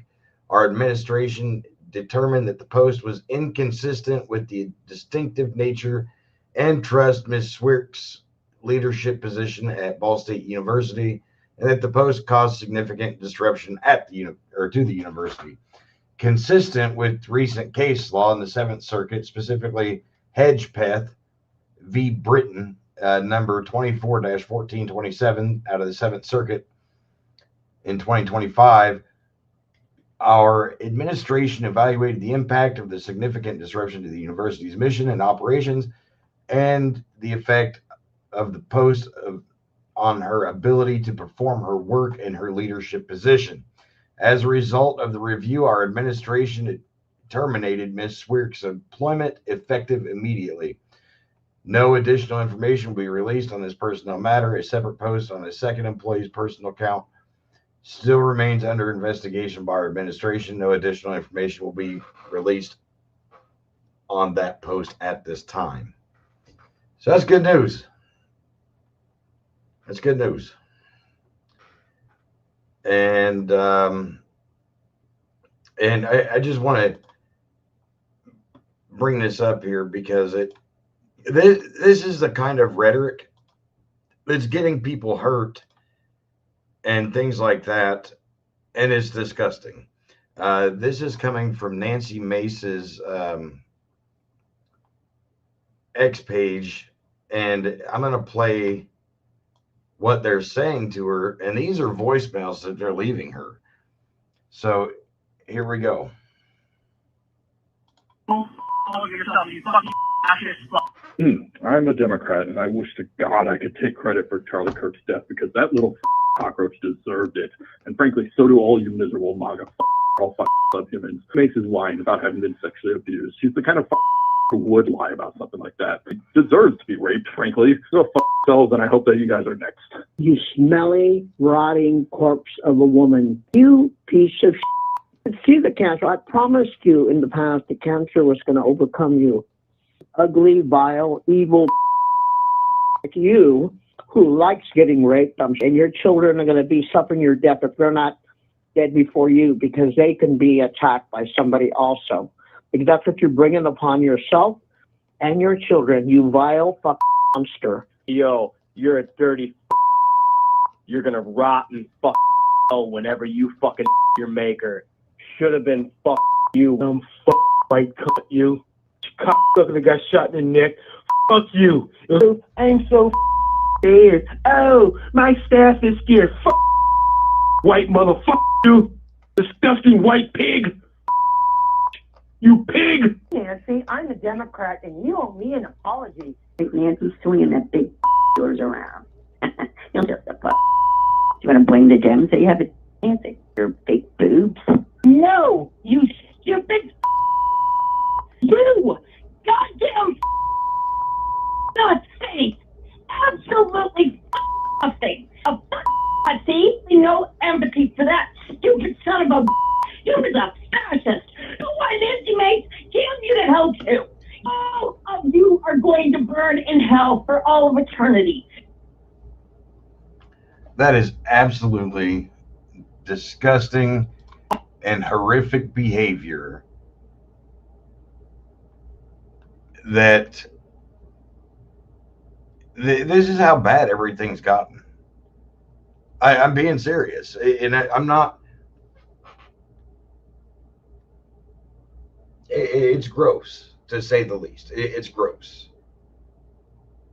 And the fact that they can get away with this, I'm sure that these people have been rolled over, to DOJ for investigation, or the Capitol Police, or the Sergeant at Arms. But the fact that they think that they can do that and that it's acceptable, that shows how far society has fallen from moral character and moral fiber. I don't understand why they think it's acceptable. Oh wait, yes I do. Because they see people do it all the time. They see it on talk shows. They see it within the speech and debate that Hawk was talking about, because the politicians hide behind a speech and debate clause. They see it from actors. They've seen it as major talking points from rallies and stuff like that. And then you've got NGO funding from the Soroses, you've got Antifa, you've got, there's just a whole litany of different things. That was Nancy Mace's answering or voicemail.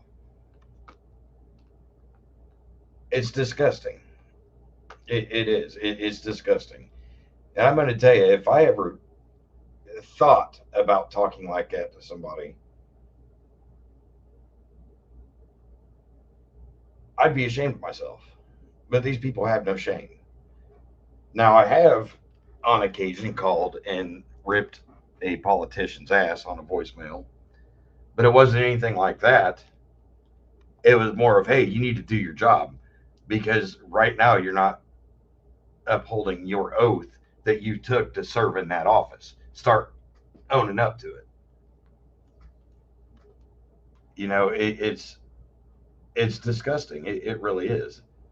And I don't know if I want to go into this or not, because I cannot confirm that this is a real letter. Okay? I can't. So I don't want to go in there and start spewing all kinds of crap and it turn out to be a bad letter. So, but we also have a list of people, of state representatives that went to Israel. This is a partial list. The Israeli government quietly hosted 250 U.S. lawmakers from all 50 states for an event titled 50 States, One Israel. Now, before we go into there, I want to read you something that I came across from a Charlie Kirk video earlier, and it comes from the Romans, or from Paul to the Romans. All right, it's chapter 9, verse, I'm going to go 3 through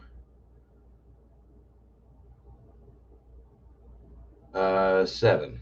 All right. For I wish myself to be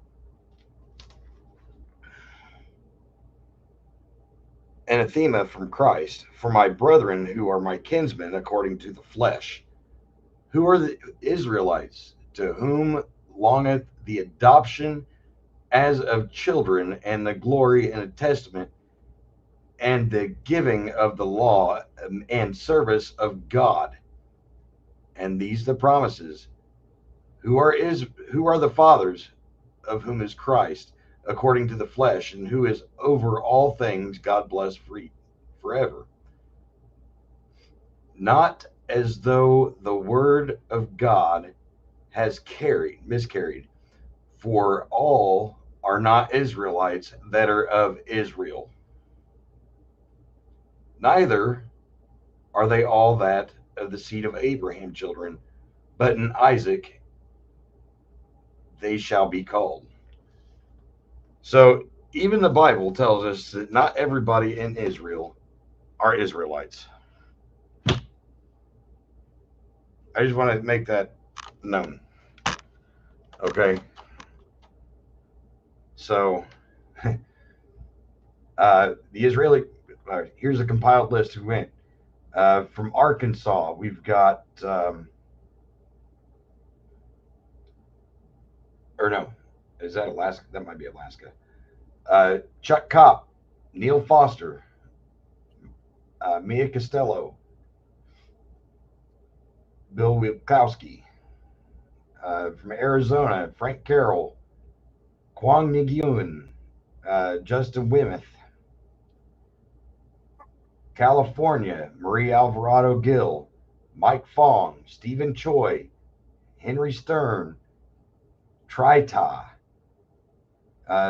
Suzette Valadares. Colorado, we have Anthony Hartsook, Delaware, Jeffrey Spiegelman, Darius Brown, Brian Shoup, Trey Parady, Melanie Ross Levin. Out of Florida, Lori Berman, Michael Gottlieb, Dan Daly, Deborah Tendrich, Dean Black. Georgia, we have Brent Cox, Russ Goodman, Steve Gooch, Esther Panich, Yasmin Neal, Liana Rubel from Idaho. So we're going into Idaho now. John Schertz, Bruce Skog, Barbara Ehart, Josh Tanner. From Iowa, we have Isa Knox, John Dunwell, Aaron Reed, or now we're starting Kentucky. Aaron Reed, C. Travis Johnson out of Louisiana. Out of Maine, we have Matthew Harrington, Rachel Henderson. Massachusetts, Alan Sylvia,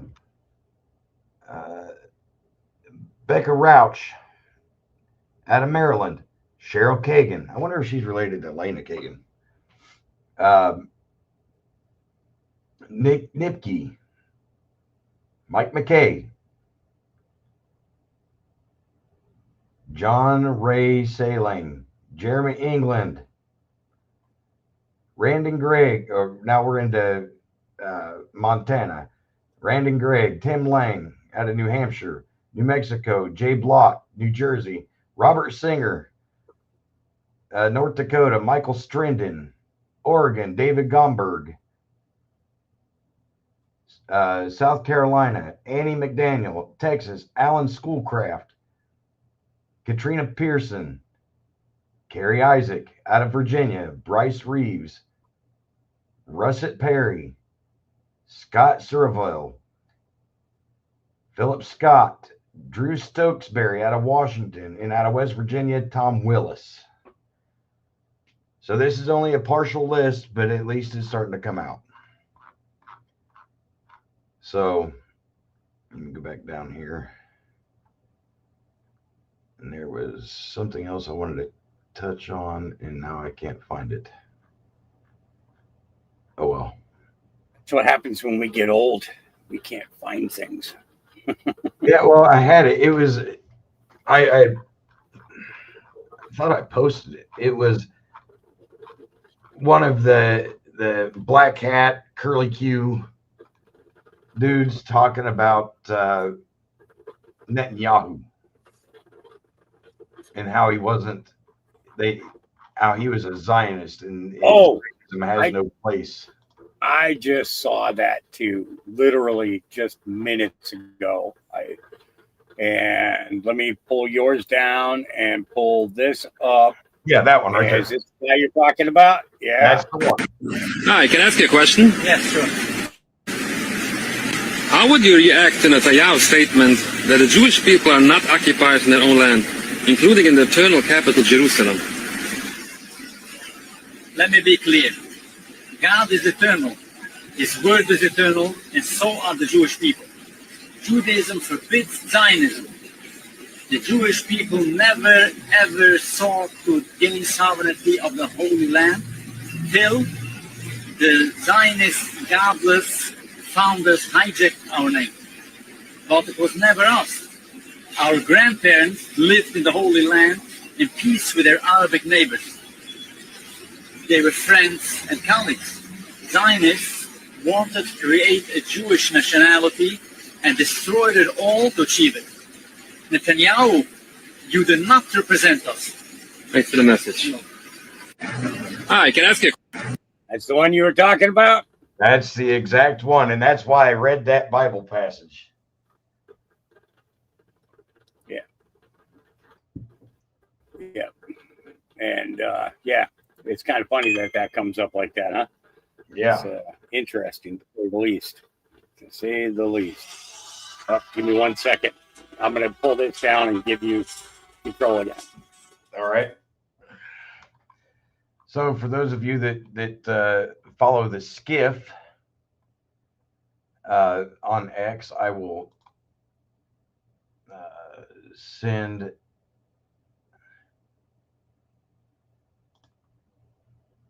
the link to his X page here in a minute.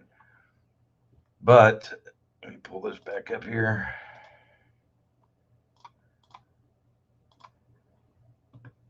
So from the skiff, George Soros smoking gun for RICO charges found.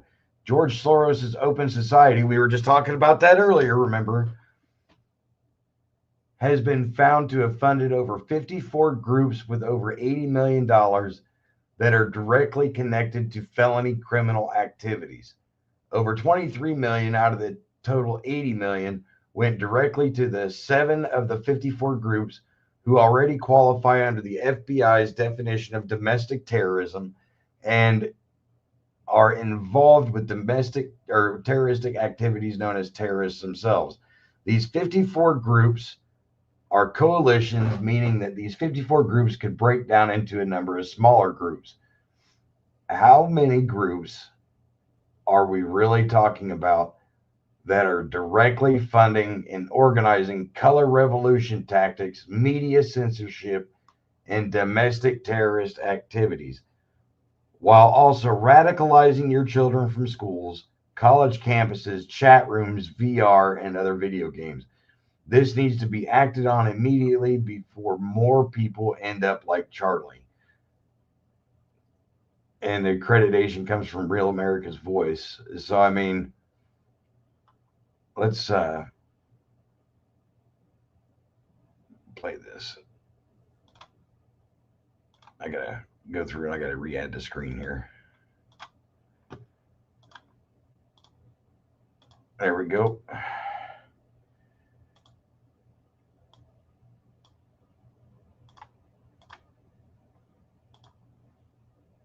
Some smoking guns, especially on George Soros, Donald Trump can use as RICO charges. And Ryan is here to lay this all out. What did you find, Ryan?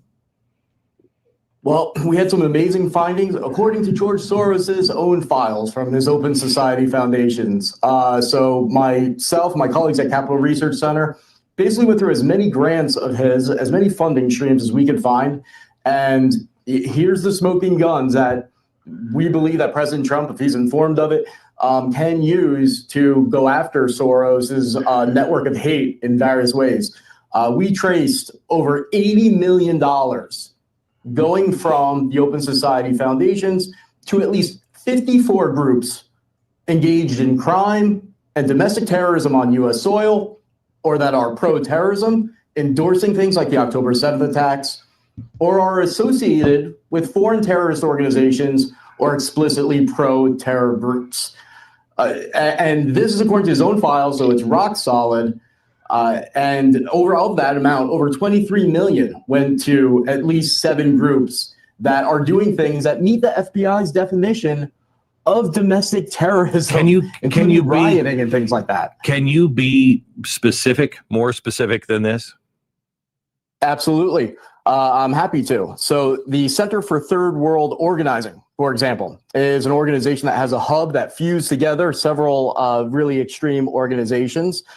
We found $400,000 going to them, and they openly boast of the fact that they threw down during the uprisings in Minnesota, obviously referring to the rioting, and boasting of how many thousands of people they helped train. A lot of these groups have created what they'll call like a protest guide or an activism toolkit, and it sounds innocuous. Then you open it up and you'll see support for Hamas in it, but then they'll sometimes slyly say, for more information, go to these hyperlinks. And you go to the hyperlinks, and there'll be guides recommending things like property destruction, violence, false IDs, how to obstruct justice, all of these things. And they know darn well what they're doing. They don't put that there by accident.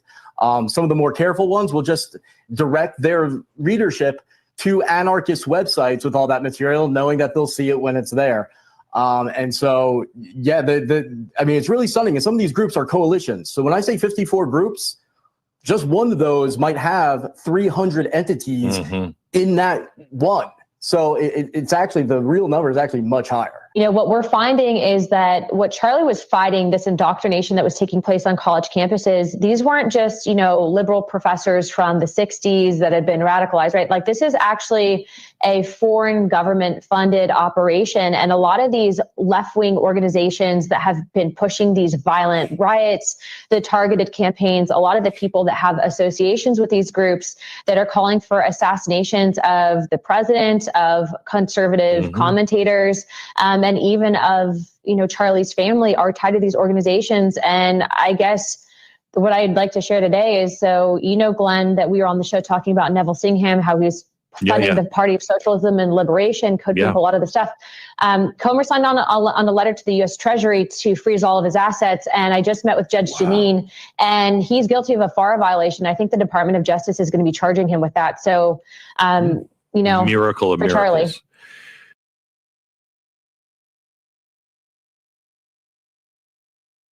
I had to mute you because you had an echo. Oh, my bad, man. My bad. Yeah. You just have to remember it's.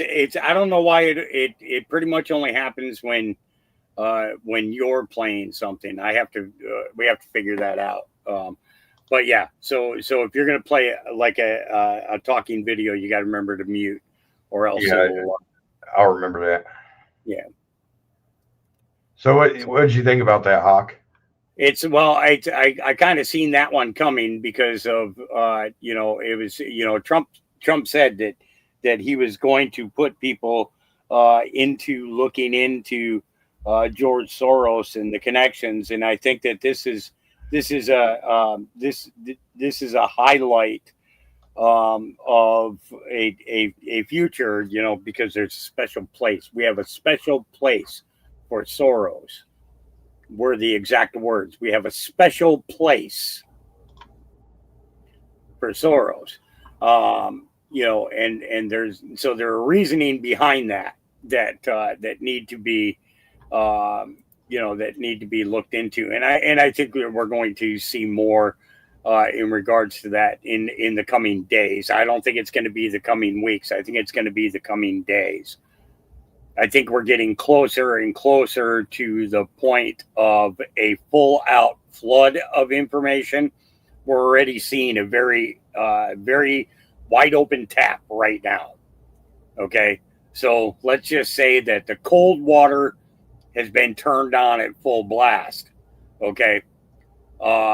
We won't get the flood until the hot water is also turned on. So we're kind of maybe half pace right now compared to where we're going to be at. And that's, you know, and the thing is that Soros isn't just, he's not just funding for destruction of the United States. He's doing it for the destruction of all countries. Okay. This is going, he's doing the same thing. His open society is not just for America. Okay. It's for Canada. It's for Mexico. It's for all of Central America or South America. It's for African nations. It's for European nations. You know, and it's for Asian, you know. So this is a lot bigger than what people, you know, what people think, you know. And it's funny because it's not funny, but it's funny that, you know, we were talking about this 7 years ago. Soros's connections. 8 years ago, we were talking about Soros's connections. Now, 8 years later, it's coming to fruition. You know, it's been a long time. This has been a long one. It's been a very long one. And frankly, some of us are tired, but it's not going to stop us, you know. So, yeah. That's pretty much all I got, man. Other than Erica Kirk has been elected as the Turning Point USA CEO. Right. That was just announced not too long ago.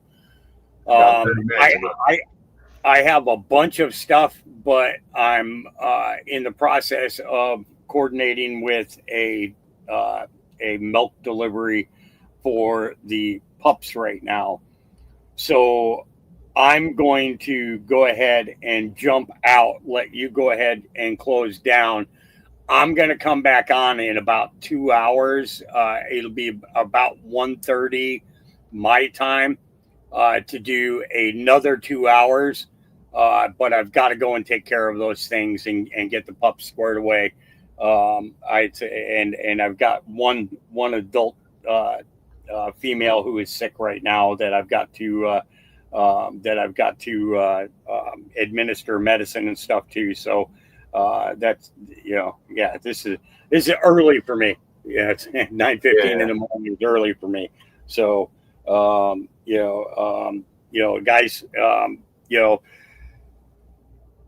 thanks for listening to us and what we put out. You know, the idea of it is to glean as much information as we possibly can and take advantage of that information and utilize it in order to for the interest of we the people. And it doesn't matter whether it's we the people of the United States, we the people of Canada, we the people of the UK, we the people of Mexico, so on and so forth. You know, every country needs to be represented, and it's got to be the people who are running the government, not the other way around. And I think that we're going to see that. And and that's where I'm going to go ahead and step back, because I've got to run out and get this taken care of. So you can go ahead and close this out, and I will see everybody in a couple hours. All right, man. It was good to have you on. All right. So with, piggybacking off what he said, and don't just stop with the information we give you. Use the information we give you as a base. Don't take our word for it. Go and look for yourself. And maybe you can find something that we didn't. It's one of those things. Just expand, your thinking. Expand on everything we give you. We just give you kind of like a broad brushstroke of everything. But sometimes you guys will have to go in and you guys will have to use the little micro brushes for the fine details. So with that being said, I'm going to call it. It was great being back. It was great talking to you guys.